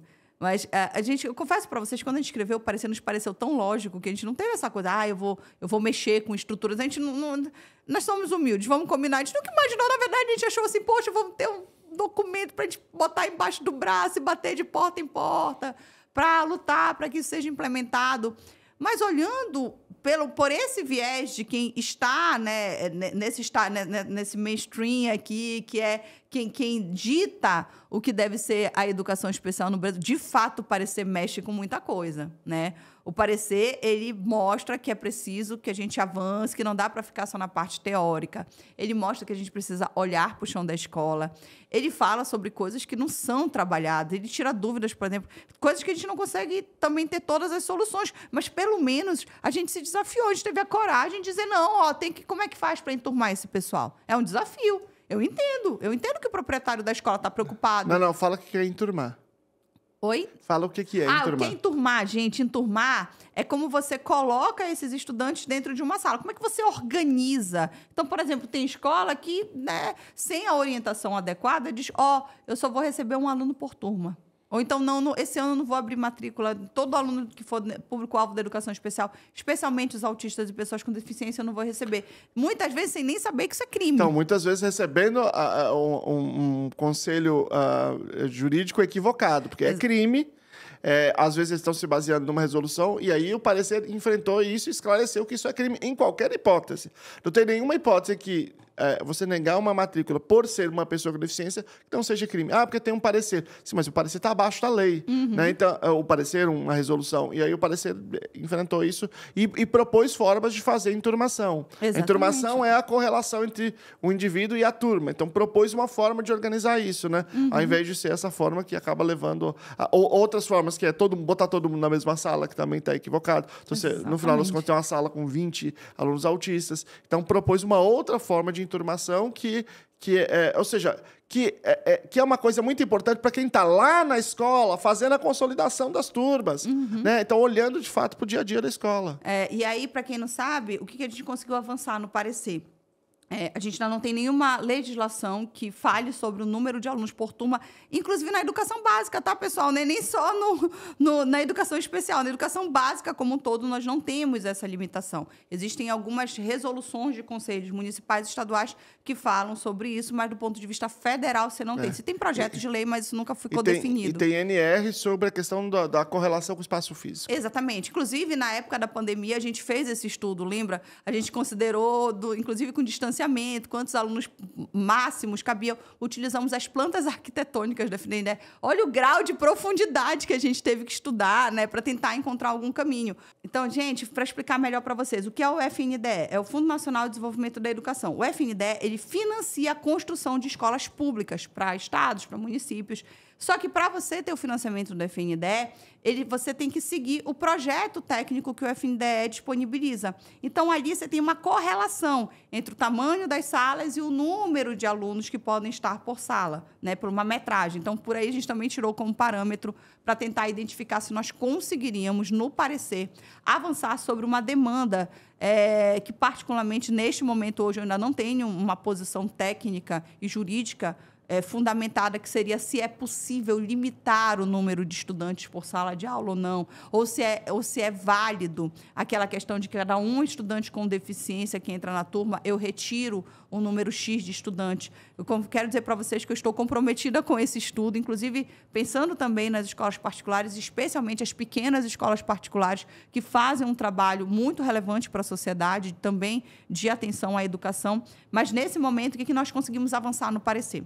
Existe um dispositivo na Lei Brasileira de Inclusão, o artigo 9º da legislação, que permite a atenção prioritária às pessoas com deficiência, inclusive em processos administrativos. E o que a gente tem recomendado, especialmente aos gestores de escolas públicas, né, aos municípios e aos estados, que eles possam abrir prioritariamente a matrícula desses estudantes com deficiência, matrícula do público-alvo da educação especial, eles podem, inclusive, ampliar, mas a legislação é da pessoa com deficiência, para que eles consigam mapear quem são todos os alunos que tenham interesse de estar na rede de educação. E aí, como a rede do município ele tem um número de escolas, não é só uma escola, ele tem um número maior de escola, ele pode melhor distribuir. Porque o que acontece muito, pessoal, eu sei que você que é gestor da área da educação, você que é diretor de escola, que também ouviu aqui o LunaCast, já deve saber. Você é um diretor, você é um proprietário de escola, você faz um trabalho inclusivo legal. E aí, o que acontece? Você começa a ser uma referência na área de inclusão. Só que aí toda a cidade quer estudar na sua escola. Todas as mães atípicas querem colocar os filhos na sua escola porque você tem esse trabalho. E a gente sabe que existe um custo. A gente sabe que existe, inclusive, uma responsabilidade. E aí produz um desequilíbrio, Produz desequilíbrio, porque você acaba, outras escolas não tendo essa responsabilidade. Isso é um prejuízo para todo mundo, porque a gente sempre trabalha com duplo viés no processo de inclusão na escola. Ela é positiva para o estudante com deficiência, porque é um direito estar na escola comum e essa participação, e essa escola tem esse dever de promover essa inclusão, mas é também um benefício para os estudantes que convivem com essa diferença. Eu sempre digo isso. Estudantes que, desde muito cedo, têm que entender sobre essa diversidade, sobre eu respeitar o tempo do outro colega, eu respeitar a forma com que o outro colega se adapta naquele ambiente. Isso vai fazer com que, possivelmente, quando você cresça, você respeite pessoas idosas, que normalmente têm um tempo diferente também, né, de entender as coisas, uma velocidade diferente de acompanhar as atividades. Então, você vai promovendo esse processo de inclusão desde que a pessoa é muito pequenininha. Esse gestor, por exemplo, essa criança que lá atrás conviveu numa sala com diversidade, se ela for um líder e ela tiver pessoas com deficiência na sua liderança, ela vai saber conduzir isso muito bem. Então, isso tem um impacto para as empresas, porque, por lei, as empresas também têm que ter contratação de pessoas com deficiência. Então, veja, esse processo ele é positivo para todo mundo. E por isso que eu não devo ter só uma escola de referência e inclusão no município. Eu devo ter todas as escolas sendo referência. Então, a gente faz essa matrícula prioritária, porque eu tenho a chance de saber quem são todos os meus estudantes que têm interesse nessa matrícula e eu consigo distribuí-los melhor na rede. Flávia, e aí, lógico, você vai dar um trabalho, você vai ter que ter um mapeamento, por exemplo. Eu tenho que colocar ele próximo da residência dele, né? E se não tiver uma escola próximo da residência, eu vou ter que ponderar. Gestão de risco, que nós também falamos dentro do parecer. O que é um risco maior para aquela situação? Aquele aluno ficar naquela escola, numa sala que já está com um número maior de estudantes com deficiência, que pode dificultar o trabalho do professor, que pode ser até do ponto de vista do tamanho da sala, mais complexo, ou eu redistribuo para outra escola e disponibilizo um transporte escolar para poder levá-lo e buscar. Então, as soluções estão aí, mas elas precisam ser pensadas e tiradas do papel. E talvez seja isso que incomodou tanto no parecer. É que a gente bota o dedo na ferida. A gente diz, é complexo, enturmação. Na verdade, é interessante perceber que quase não se fala desse processo. E esse é o maior desafio. Eu tenho certeza que você, que é diretor de escola, que está me ouvindo, Você sabe que esse processo chega começo do ano, que você recebe esses alunos, um dos seus maiores desafios é o que eu faço agora? Como é que eu faço essa distribuição, entendeu? Então, acho que isso foi um ponto de avanço muito bom. E quando você pega na LBI para dizer assim, uma escola inclusiva é uma escola que tem acesso, permanência, participação e aprendizado. Porque até agora a educação inclusiva só fala de acesso, como se só existisse o acesso. Isso tem um equívoco conceitual também, mas quando você olha para a legislação, ela te impede de cometer esse erro, porque ela olha e ela fala desses 4. E, por exemplo, quando você fala de permanência, ninguém quer falar disso. Por quê? Porque se você falar assim, tudo bem, eu tenho um aluno lá que não está ficando, como é que eu faço? Eles não sabem como fazer. Porque essa discussão não é técnica, ela é só ideológica. Não, você tem que amar eles, você tem que gostar deles, se você gostar deles, eles ficam. E eu acho que isso impõe uma discussão técnica. Porque a escola não está mandando o aluno embora para casa porque ela quer. Exatamente. Porque ela é do mal, porque ela não detesta aquele aluno, porque ela não tem a inclusão no coração. Ela está mandando porque ela não consegue fazer nada com aquele aluno, ela não consegue manter aquele aluno ali. Né? E aí você precisa discutir tecnicamente, assim, não, então nós vamos aqui apontar caminhos para você de como fazer esse indivíduo ficar na escola todo o tempo. Exatamente. Eu acho que e assim, nós temos que estar comprometidos também com o aprendizado, não é só com ele estar aqui, com ele ter acesso. Eu acho que isso foi também uma inovação importante. Eu acho que o parecer, ele teve essa completude. Por isso que o pessoal, mas poxa, são 80 páginas de parecer, porque é difícil mesmo. E se tivesse dado... A gente ainda teve esse cuidado, não, vamos tentar, né, reduzir e tal. Mas é porque isso, a gente tentou entender que o processo não era só de acesso, que tinha que ter... E aí, a gente respondendo aquela pergunta que a gente fez lá atrás, como é que eu sei que a escola do meu filho é inclusiva? Ou você, que é um diretor de escola, um gestor, como é que eu sei que a minha escola é inclusiva? Você tem que olhar para esses 4 pilares que estão lá no artigo 28 da Lei Brasileira de Inclusão. Acesso, permanência, participação e aprendizagem. O legal é que a gente não dividiu isso. A gente já trouxe, só é direito à educação se tiver esses 4. O que não significa que a gente vai estar todo mundo... Lembra da história do caminho? Nem todo mundo vai estar no mesmo lugar. Só que a gente te dá um primeiro momento de como avaliar. Vou dar um exemplo. Vamos dizer que você é uma escola que você recebeu uma orientação ou você, por desconhecer a lei, achava que era correto você fazer essa negativa de matrícula a partir do momento que você acha que você não tem mais condição de receber aquele aluno. E lembrando, tá? O artigo 98 da Lei Brasileira de Inclusão, ele fala que é crime negar em razão da deficiência. Então, como é que a gente consegue ter uma noção de que isso está acontecendo? Todas as vezes que eu vou matricular aquele estudante, e aí eu ligo para lá para a escola, olha, eu quero uma vaga para o 2º ano. Aí a vaga, não, venha, pode matricular. E aí, quando você chega na escola e diz, mas ele é autista e a vaga desaparece, muito provavelmente você está diante de um crime de negativa de matrícula em razão da deficiência. Volto a dizer, nós não estamos invisibilizando essa demanda que é das escolas, que ela é muito presente. Nós sabemos que isso é um desafio. Mas hoje nós temos uma lei que proíbe essa negativa. Então, é preciso pensar em outras estratégias, ou, inclusive, pelo menos que as escolas se resguardem em relação a essa tomada de decisão. Porque, do jeito que está hoje, os diretores podem, sim, perder o seu cargo e, inclusive, já há decisões jurisprudenciais de indenização de danos morais que as escolas pagam em decorrência dessa negativa, fora os processos criminais, administrativos, que seguem correndo, inclusive, por uma resolução de 2013 da SECADIA, uma resolução que particularmente eu acho positiva, embora ela seja mais concisa, e aí, como volto a dizer, né, são 11 anos de lacuna de uma nova norma sobre esse tema, mas essa norma, ela inclusive recomenda a possibilidade do descredenciamento dessa escola em condutas reiteradas de negativa de matrícula. Então, olha o impacto para você que é proprietário de uma escola em relação ao que está na norma. Então, por isso que nós quisemos colocar isso no parecer, para que os gestores e a sociedade como um todo entenda a importância, aquilo que eu falei, o compliance, inclusive, a gestão de risco. Opa, eu vou negar essa matrícula, mas o que pode acontecer se eu negar essa matrícula?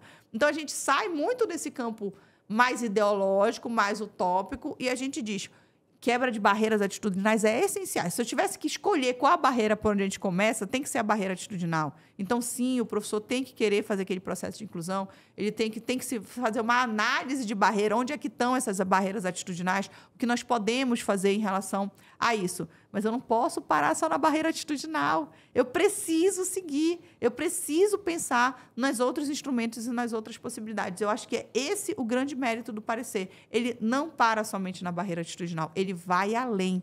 E até quando a gente fala de barreira atitudinal, eu acho que a gente ressignifica muita coisa. Teve uma coisa que eu fiquei muito feliz de escrever nessa nova versão do parecer, que eu acho que a gente teve condições de avançar a partir desse debate, né? Teve uma coisa legal. A crítica, ela sempre, apesar das suas dificuldades, a crítica, eu sempre gosto de olhar para a crítica com aquilo que se pode aproveitar, aquilo que pode ser construtivo. E eu acho que teve muita gente que criticou com esse interesse de construir. Teve muita gente que teve uma questão ideológica, uma questão política, mas eu acho que tem muita gente que quer construir. E mesmo que tinha questão ideológica, eu fiz questão de escutar. Nós inclusive, divergíamos sobre isso, né? Eu dizia para você, dizer assim, Flávia, vai ficar escutando, o pessoal vai ficar batendo, muitas vezes só ideológico, mas eu fiz questão, pessoal. Acho que todo mundo que se manifestou contrário ao parecer, de alguma forma, eu consegui ouvir ou assistir algum trecho, então, ir assistir ler documento, entendeu? Porque eu já, peraí, eu quero entender o que os caras estão... Qual é o contra-argumento, né?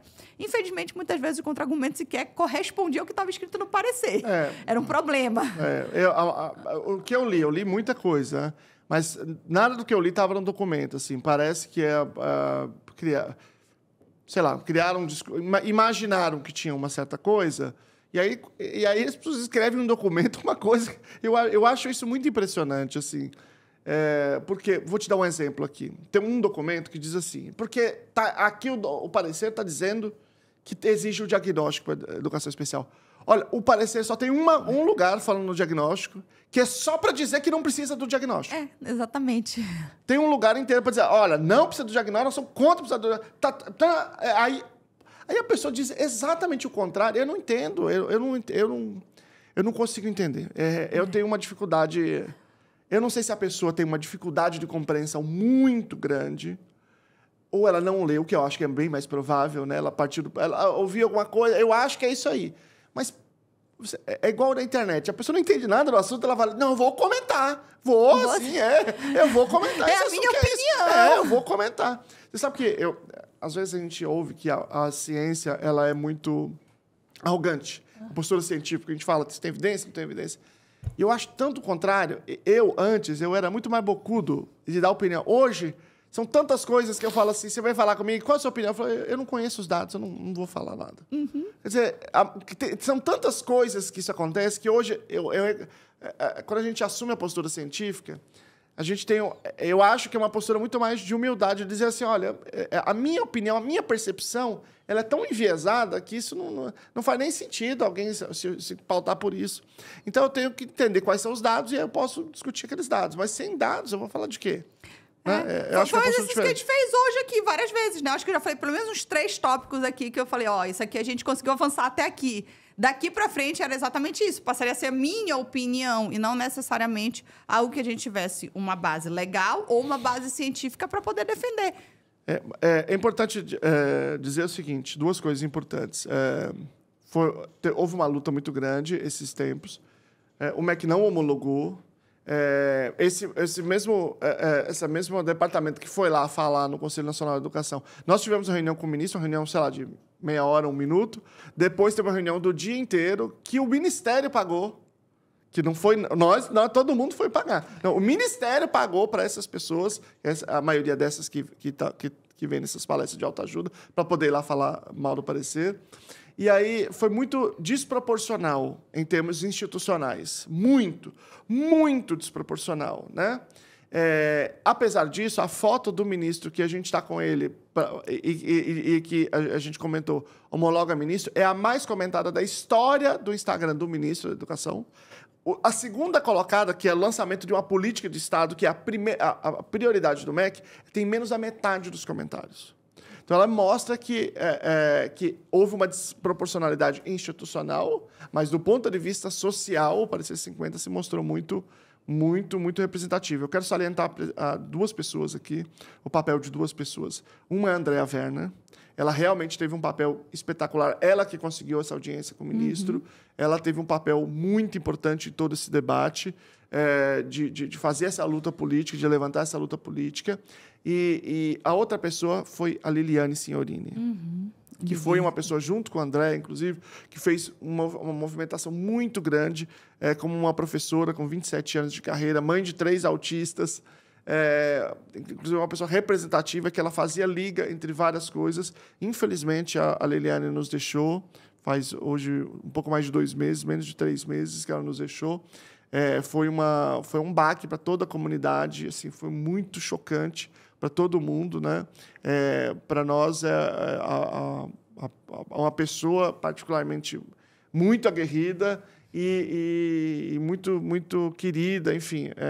Acho muito importante fazer menção a ela nesse momento, porque ela teve um papel muito importante. Agora, vamos falar de outra coisa. O parecer voltou para o CNE. Me conta essa história. Porque o que aconteceu? A gente, dentro desse processo de discussão, né, e tiveram essas várias reuniões, começamos uma grande campanha do Homologa Camilo, enfim, se reverberou muito, inclusive na questão da mídia também, né? Então, tiveram vários repórteres e comentaristas que passaram a falar sobre o Homologa Camilo, sobre o Parecer 50. No entanto, nós chegamos numa fase que era necessário avançar, né? E o CNE estava disposto. Houve essa reunião com o grupo de trabalho e nós sempre falávamos isso. Não, tudo bem, a gente não há problemas para a gente de tentar buscar esse avanço e esse diálogo. Não porque a gente não acredite no que estava escrito no parecer antes, não porque nós...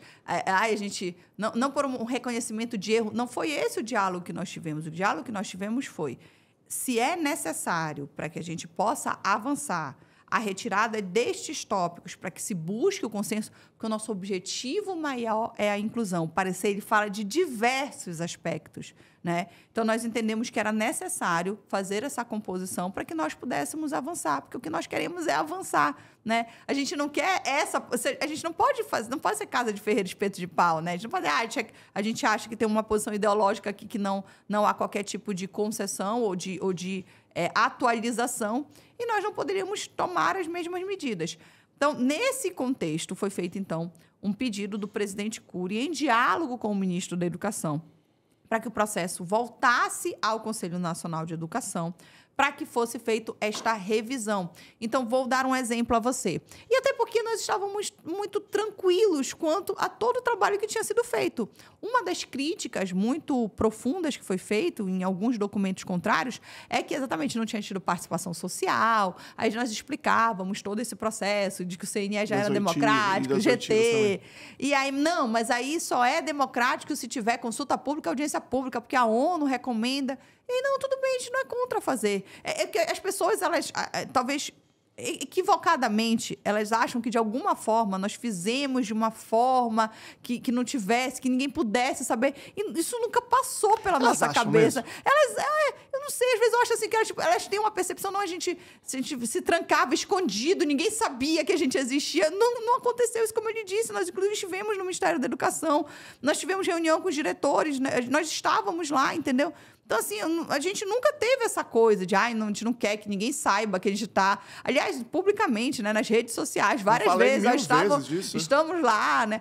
Eu me lembro, inclusive, que a gente ficou pensando assim, pô, o pessoal já deve, como você falou, né, já não deve estar mais nem acreditando que tem tanto tempo que a gente publica, estamos no MEC, estamos no Conselho Nacional, entendeu? Então, assim, eu não sei de onde veio essa coisa de que... Eu acho que, na verdade, aí a minha perspectiva, né, as pessoas não deram muita atenção para isso. As pessoas não estão dando atenção para a educação especial. As pessoas não estão ligando para os direitos das pessoas com autismo, né? Mas as famílias são aguerridas, mas os pesquisadores são aguerridos. Então, a gente vai fazer com que as pessoas notem a existência dessas crianças, desses adolescentes, desses universitários. E eu acho que esse que foi o impacto. Ninguém esperava que nós fôssemos conseguir, porque tem vários temas que estão em discussão em conselhos nacionais, como no CONAD, em vários Conselho Nacional de Saúde, que não avançam, porque não é possível buscar o consenso. Então, todo mundo também foi surpreendido com um documento que foi unânime no GT, no seguinte sentido, de que nós buscamos o consenso e que tudo que está ali, por mais que não seja a minha opinião pessoal, mas é uma opinião científica e consensuada com o grupo, e é por isso que quem está acompanhando, não teve ninguém do grupo que chegou depois e disse, agora que publicou que deu problema, não foi isso que eu quis dizer, muito pelo contrário. Todos mantiveram. Todo mundo, não, a gente manteve e a gente quer, e é isso mesmo. Então, isso mostra essa união. A mesma coisa no conselho, não teve um único conselheiro que depois que houveram críticas, realmente o conselho errou, não era para ter feito, muito pelo contrário. Então, isso mostra que não, foi uma coisa discutida, pensada, organizada. Se houveram pessoas que não estavam interessadas nesse debate, que não estavam interessadas em saber o que acontece dentro do Conselho Nacional de Educação, é lamentável. Nós estávamos, tanto que sabíamos da importância do Conselho, tanto que fomos atrás do Conselho para que o Conselho pudesse se manifestar, né? Nós não podemos, aí eu quero só falar uma coisa muito importante, antes de falar do retorno, porque foi um tema que voltou. E eu quero deixar isso muito claro, Lucelmo. Uma das críticas, além dessa questão dessa não participação, que depois, com esse retorno, inclusive, a gente solucionou com a consulta pública, com a audiência pública, é essa questão de que não pode ter um parecer só para autistas, né? Isso foi um levantamento. Eu quero dizer para vocês que a ONU não concorda com isso. A Organização das Nações Unidas tem um documento, o comentário número 4, publicado em 2016, que ela demonstra profunda preocupação em como os estados não estão garantindo o direito à educação para determinados grupos que a ONU considera vulneráveis. Mais vulneráveis. Mais vulneráveis. Um desses grupos, quem é? Pessoas com autismo. Então, por favor, vamos colocar a mão na consciência antes de fazer uma reverberação desse impacto. Dizer que pessoas com autismo, na verdade, estão sendo privilegiadas no Brasil é desconhecer a realidade dessas mães que estão aí sofrendo para conseguir matricular, gente, um direito básico, um direito que o Brasil lutou anos para conseguir a universalização. Tem mãe no Brasil que não consegue matricular o filho na escola. Mas eu diria assim, mas matricular até que esse pessoal concorda. Matricular nós temos um acordo. Agora, essas mães levam o filho, quando elas se matriculam, 7h30 na escola, 8 horas estão ligando para ela para pegar de volta. E aí, para esse pessoal, tá tudo bem, não tem que falar nada, tá tudo ótimo, tá tudo maravilhoso. Eles só querem que diga que a inclusão tá maravilhosa, tá tudo ótimo. Não tá ótimo. Não tá. Tem uma pesquisa da ONU também, que foi feita no Brasil há alguns anos, eu participei de alguma coisa dela, da divulgação e tal, que eles mostram que onde que está o maior sofrimento da família, crianças com transtornos desenvolvimentais. O maior é com a escola, é na relação, não é com o serviço social, não é com a saúde, é com a escola. Então, o sofrimento é muito grande. E aí tá tudo bem, tá tudo... Não, tem que dizer que tá tudo bem. E não pode ter nada só para autismo, né? E isso é impactante. Eu tenho, essa questão ela é muito impactante, inclusive para os proprietários de escola, porque o proprietário sabe que a demanda do autismo é a demanda mais desafiadora para ele. Não é um problema, não é um desafio. E esse desafio ele precisa ser trabalhado em conjunto. Por que o Conselho Nacional de Educação vai virar as costas, vai fechar os olhos em relação a essa demanda? Os dados estatísticos estão mostrando isso, sobre a quantidade de matrículas nos últimos 5 anos, o aumento da quantidade de matrículas de pessoas com autismo. Então, isso é um tema de interesse público, é o contrário. Todos os órgãos deveriam estar atentos a essa demanda. Então, por exemplo, me preocupou muito uma fala feita em audiência pública em relação a isso, né, de um profissional, de um promotor de justiça do Ministério Público, e dizer, não, porque não pode ter nada para autismo, esse discriminatório. E aí eu fiquei me perguntando, nós temos, historicamente no Brasil, instituições que são voltadas para a educação de determinadas deficiências. Vou dar um exemplo. Nós temos o Instituto Benjamin Constant, né, que faz um trabalho seríssimo, histórico, para a educação de pessoas cegas no Brasil.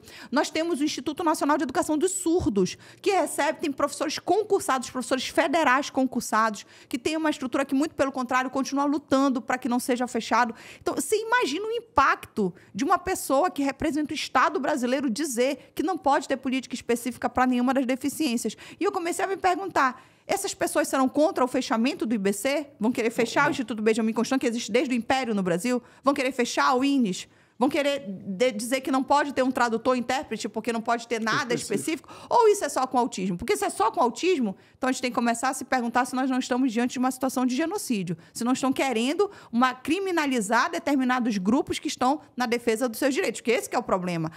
Porque o autismo está na moda.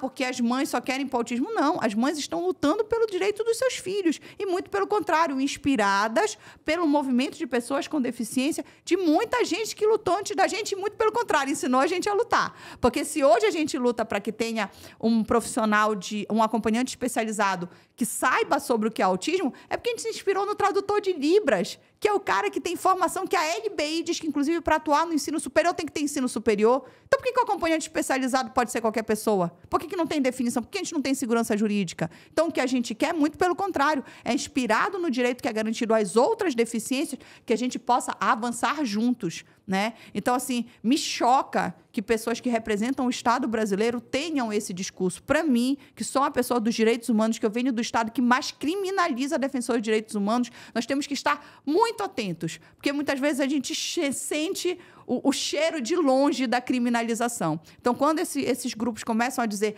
porque essas mães só fazem confusão, porque só querem pro autismo, porque essas pessoas, agora tudo é autismo. Tem um fundo discriminatório, tem um fundo que, né, criminaliza, que torna essa presença dessas mães como uma figura não grata ali, que é muito delicado, que precisa ser falado, tá? E eu, particularmente, como advogada, como uma defensora de direitos humanos, não poderia deixar de me manifestar sobre isso. Então, estou muito preocupada, estou atenta e quero dizer a vocês que a Ordem dos Advogados do Brasil, e aí falando como OAB, eu sou presidente da Comissão de Autismo da OAB, não concorda com esse tipo de postura. É importante que, muito pelo contrário, que a gente dê o arcabouço necessário para que as entidades, para que as famílias, para que as pessoas com autismo possam exercer não só a sua autodefensoria, mas também a defensoria daqueles que, com certeza, é o maior bem delas, né? Porque eu tenho certeza que, para uma mãe, para um pai, o filho é a coisa que mais importa. E retirar deles o direito de lutar pelo direito dos seus filhos é uma coisa que não só é inconstitucional, como é totalmente desumanizadora.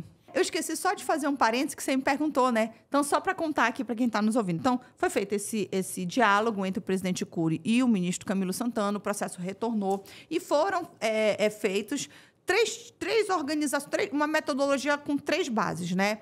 Para justamente tentar buscar esse consenso. Então, primeiro momento, como houveram algumas cartas contrárias e favoráveis que chegaram até o CNE, foi feito o convite a essas entidades para que elas pudessem dialogar. E elas apresentaram seus pontos. Muitos deles, inclusive, foram inseridos no parecer, porque, como eu disse, o nosso objetivo aqui não. Vamos lá, vamos tentar construir juntos. Inclusive, porque sempre nós tivemos uma noção de pertença, né? Tudo aquilo que, de repente, foi construído por um número maior de pessoas, que a pessoa se sente participativa daquilo, ela tende também a fazer uma maior defesa. Então, a ideia também é essa, né? Então, aquilo que foi possível compatibilizar, porque tem coisas que não são compatíveis, né? Que se a gente adotar no parecer, a gente teria que desnaturalizar a ideia que a gente tinha defendido antes. Então, vou dar um exemplo. Práticas com evidência científica. Se eu não acredito na ciência, se eu vou para uma questão de dogmas, né? Por uma outra questão de fé, alguma coisa assim, eu teria que refazer totalmente o parecer, porque aí você tem uma questão de uma base, né, de início. Então, questões legais, se eu não vou adotar a lei, vou usar outros parâmetros, somente doutrina, também teríamos um problema, porque todo o parecer teve essa perspectiva legal. Então, o que foi possível fazer esse ajuste, que poderia se coadunar, nós fizemos esse primeiro momento. Então, o texto que foram os outros 2 pontos. Então, primeiro, essa primeira oitiva qualificada, essa escuta qualificada das entidades que se manifestaram. O segundo momento, aí nessa escuta qualificada também é importante destacar que o Ministério da Educação, ao devolver o processo ao CNE, já enviou algumas notas referentes a isso, elas foram analisadas também, para que a gente pudesse fazer essa compatibilização. Também foram feitas audiências públicas no Senado e na Câmara Federal, também para falar sobre essa questão do parecer. Então, foram feitas as oitivas, inclusive de entidades contrárias, né, todo o posicionamento. Depois foi feita uma audiência pública, onde 37 participantes foram ouvidos. Desses 37, 33 se posicionaram favoráveis ao parecer 50. Além disso, foi feita uma consulta pública, onde, salvo engano, 25 respostas chegaram até o Conselho Nacional de Educação. Dessas 25 respostas, nós tivemos 3 posições contrárias ao parecer, inclusive 2 faziam menção ao parecer anterior. Na verdade, foi um copia e cola, a pessoa mandou a mesma nota, ou seja, o que mostra, assim, nos preocupa essa falta de acuidade, né? De ver que saiu um novo documento e a pessoa mandou a mesma nota do documento anterior. Então, ela sequer respeitou o fato de que foram inseridas falas das pessoas que são contrárias. Então, é uma coisa assim, muito complexa. Mas, enfim, eles mandaram a mesma nota. E a primeira já tinha a impressão que não tinham lido. Na segunda a gente teve certeza. E aí, gente, eu sei que pode parecer assim, poxa, mas é desrespeitoso. Não, é os fatos mesmo, tá? Porque a gente tem como provar. Tem como pegar a primeira carta que foi recebida e a segunda. Vocês vão ler a mesma carta. Então, assim, não tem como, porque, inclusive, faz menção a coisas que foram retiradas no segundo texto, atendendo justamente às críticas. Então, assim, a gente percebe que... E aí começa a ficar muito difícil a possibilidade de diálogo com quem não quer dialogar. Essa foi, inclusive, uma questão. Algumas entidades, na verdade, uma entidade em específica, até hoje reclama que não foi ouvida. Na verdade, essa entidade foi ouvida porque ela participou de uma audiência na Câmara em que o CNE estava presente, então nós tivemos todo esse processo da oitiva. Eu também eu pude ouvir algumas participações dessa entidade em outros locais para justamente coletar as informações, mas a percepção é que essa entidade ela não quer dialogar sobre o parecer, ela quer a inexistência do parecer. E o objetivo firmado entre o presidente do CNE e o ministro da Educação é que se buscasse um consenso para a homologação do documento. O debate não deve existir o documento. O debate o documento é importante, ele é necessário, nós queremos homologar, mas nós gostaríamos que esse documento ele fosse mais consensuado, ele pudesse abraçar essas pessoas que são contrárias, que foi o que nós fizemos. Onde era possível buscar um consenso, nós buscamos. Então, as entidades que elas são pela inexistência do parecer, elas não podem fazer parte dessa nova etapa de discussão, porque elas não têm, né, o motivo do debate não vai atender ao que elas qual é o objetivo delas. Lembrando sempre, tá? É resguardado a liberdade de expressão. As pessoas têm que ser responsáveis por aquilo que elas emitem enquanto opinião. Mas a gente tem um objetivo aqui. O objetivo é preparar o parecer para que ele pudesse seguir para a homologação, que foi o que foi feito.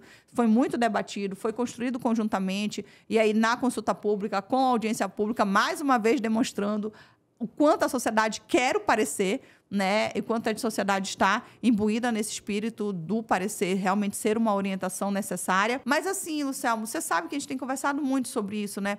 Eu acho que o parecer ele tomou uma dimensão tão grande que a homologação ela é uma cereja no topo do bolo, considerando o quanto que o parecer tem impactado. Para vocês terem uma noção, na semana que a gente está gravando aqui, o parecer já começou a reverberar de uma tal maneira que o estado de Goiás aprovou uma legislação totalmente baseada no parecer, né? Porque a gente tem acesso ao parecer do Conselho Estadual de Educação, que faz menção ao parecer 50, que faz os ajustes necessários e garante agora, no estado do Goiás, você que é de Goiás está nos ouvindo, você agora tem direito ao PEI a partir do parecer 50, que mobilizou também esse novo projeto de lei. Então, a gente está percebendo que o parecer 50 ele vai ser muito maior do que é o que ele é hoje, do que ele está dentro do Ministério da Educação. Na verdade, ele vai mobilizar muitas discussões e muitos avanços, e essa é a nossa esperança e a nossa expectativa. Eu tenho a impressão que o debate de práticas baseadas em evidências na educação especial surgiu, assim, ele despontou depois desse debate todo do parecer, né? Não, uma coisa interessantíssima. Eu quero trazer para vocês. Eu acho que, inclusive, esse debate sobre autismo, esse nosso trabalho de mostrar, não, mas a ONU recomenda que a gente tenha um olhar para o autismo, que a gente tem que ter esse cuidado de quando a gente tem essa fala para não indicar uma criminalização desse grupo de luta de direitos humanos em relação às pessoas com autismo. E eu acho que isso foi tão impactante que, assim, foi assim, uma coisa, né, muito maluca, porque, assim, uma semana antes estavam se defendendo, gestores defendendo que não podia ser só para autismo. Aí a gente começou a fazer esse trabalho, publicação, e publica artigo, explica por que essa mobilização é importante, explica por que esse propósito é significativo para essas famílias. Aí, tipo, 15 dias depois, saiu portaria do Ministério da Saúde para falar sobre uma política específica para o autismo.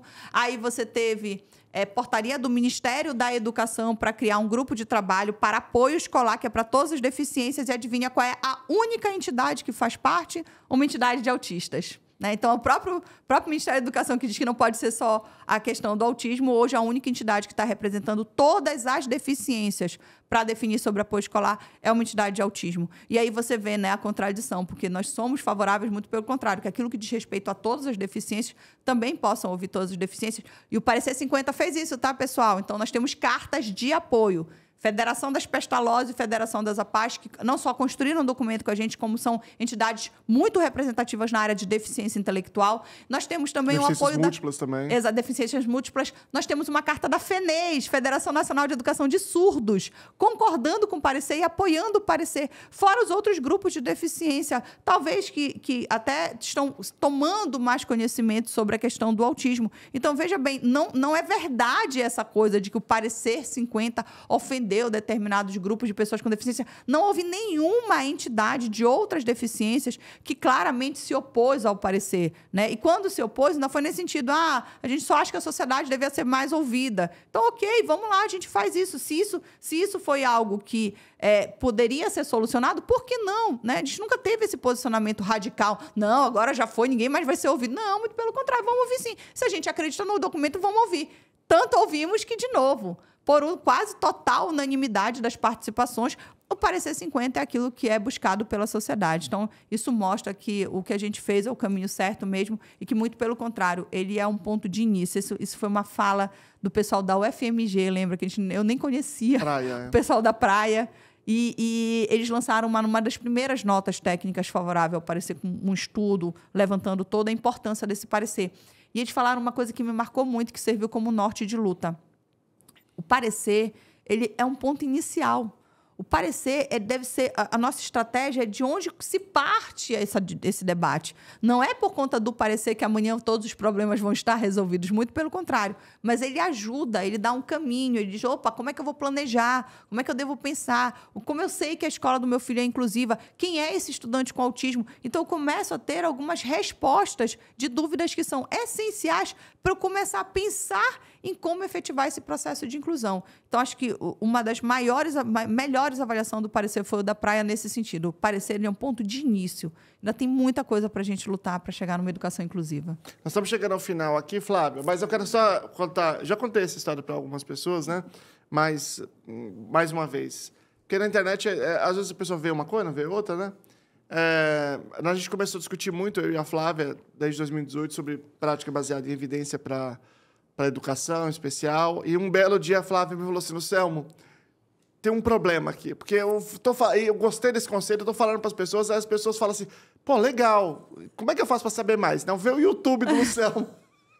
Pelo amor de Deus, escreve um livro. Aí dá um problema, né? Tipo, eu faço todo o discurso. Aí mas você procura no YouTube. Aí fica contraditório. Escreve um livro sistematizando isso, porque a literatura está toda estrangeira. E aí eu escrevi esse livro.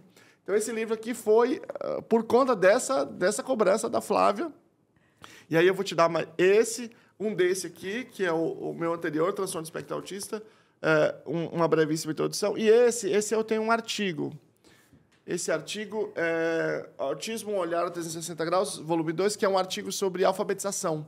É uma análise bibliométrica da alfabetização de estudantes autistas no Brasil, das pesquisas sobre isso. Eu vou aqui, nós vamos encerrar e eu vou escrever, vou pegar uma caneta. Ah, tem uma caneta aqui. Deixa eu ver. Você sabe que os outros dois eu já comprei, né? Mas tudo mas bem. Você tem outro, você tem dois. A gente vai... Eu vou fazer o seguinte, vamos ter lá várias ações lá no estado do Pará, inclusive pelo Grupo Mundo Azul, pelo grupo do TES do Xingu, TES Tapajós, todo o meu abraço para as mães que são sempre muito mobilizadas. E aí, quando eu estiver por lá, a gente já também divulga. Eu já vou fazer o seguinte, eu vou sortear os meus que estão sem a dedicatória e fico com esses que você está me dando com dedicatória. Mas, Luciano, tudo isso que você sabe que a gente tem essa questão, né? Eu te cobrei do livro, mas você me cobrou do PEI. Você sabe que o PEI hoje, toda a fundamentação jurídica do PEI, você sempre me falava, Flávia, mas onde é que está consubstanciado? Como é que a gente realmente pode efetivar? PEI? Onde é que está escrito Plano Educacional Individualizado? E aí você imagina, você que está me ouvindo, você imagina a minha dificuldade para explicar para este rapaz, uma pessoa com autismo, que tem um pequeno pensamento rígido para algumas áreas. Eu tentava explicar a hermenêutica jurídica, a interpretação, e dizer, mas onde é que está escrito PEI? Eu quero saber onde está PEI. E aí foi muito interessante, porque de tanto procurar, nós encontramos o parecer da ONU, que fala exatamente sobre o plano de educação individualizado e mais. Na nova versão do parecer, inclusive, fizemos um levantamento de jurisprudência, onde os juízes, e parabéns aos juízes brasileiros, porque estão aguerridos, estão na luta pelos esses direitos, né, das pessoas com autismo. E, inclusive, tem uma decisão de novo, Rio de Janeiro, é por isso que eu amo essa cidade maravilhosa, que tem decisões muito positivas em relação à garantia de direitos. A gente falou agora há pouco sobre a prática baseada em evidência, e tem uma decisão também do Estado do Rio de Janeiro, que está mencionada no parecer 50, que fala sobre a questão da obrigatoriedade do fornecimento do PEI. Então, é uma das muitas decisões que nós temos. Então, o Judiciário também é ciente da importância dessa legislação, ciente da importância da garantia desses direitos, está muito atento e está garantindo isso em sentenças judiciais, mas a gente espera que o judiciário não precise ser tão acionado. Nós realmente acreditamos que é possível, sim, buscar um consenso e um avanço nessa tríade da sociedade, dos gestores, das famílias e das pessoas com autismo, que a gente entende que é assim que a gente constrói uma política eficaz. Mas para alguém ser contra o PEI, essa pessoa tem que estar muito fora da conversa, sabe? Tem que estar fora do assunto. Exatamente, completo. exatamente. Como é que pode? Olha, você sabe que eu estive numa reunião há pouco tempo e aí uma pessoa disse assim mesmo para mim: não, Flávia, olha, é o seguinte, eu não sou contra o PEI, porque o PEI, inclusive, já existe, já está regulamentado, e um monte de escola já faz, mas a gente só não pode escrever isso. Eu falei, mas como? Aí fica difícil. Eu falei, eu entendo, né? Eu fiquei até assim, meio constrangida, que é uma pessoa que eu tenho um carinho, a gente tem divergências, mas a gente sempre conversa. E aí eu disse assim, não, tudo bem, mas aí é a sua opinião, né? Eu não tenho, então eu escrevi e vou lutar. E para mim é um direito, inclusive um direito humano, tanto é um direito humano que a ONU reconhece. Então, assim, eu vou continuar lutando para que esses planejamentos saiam do papel, porque eu entendo que eles resguardam, inclusive, os professores. Eu sou professora, sem dúvida, né? Sem então dúvida. A gente sabe dessa importância. E eu acho que é isso. Acho que esse parecer ele também vai mobilizar muito esses atos de coragem, né? De quem quer mudar, de quem sabe da importância desse processo. E eu acho que é isso que a gente tem que buscar. É isso aí. Muito obrigado, pessoal. Até a próxima. Obrigada, pessoal. Tchau, tchau.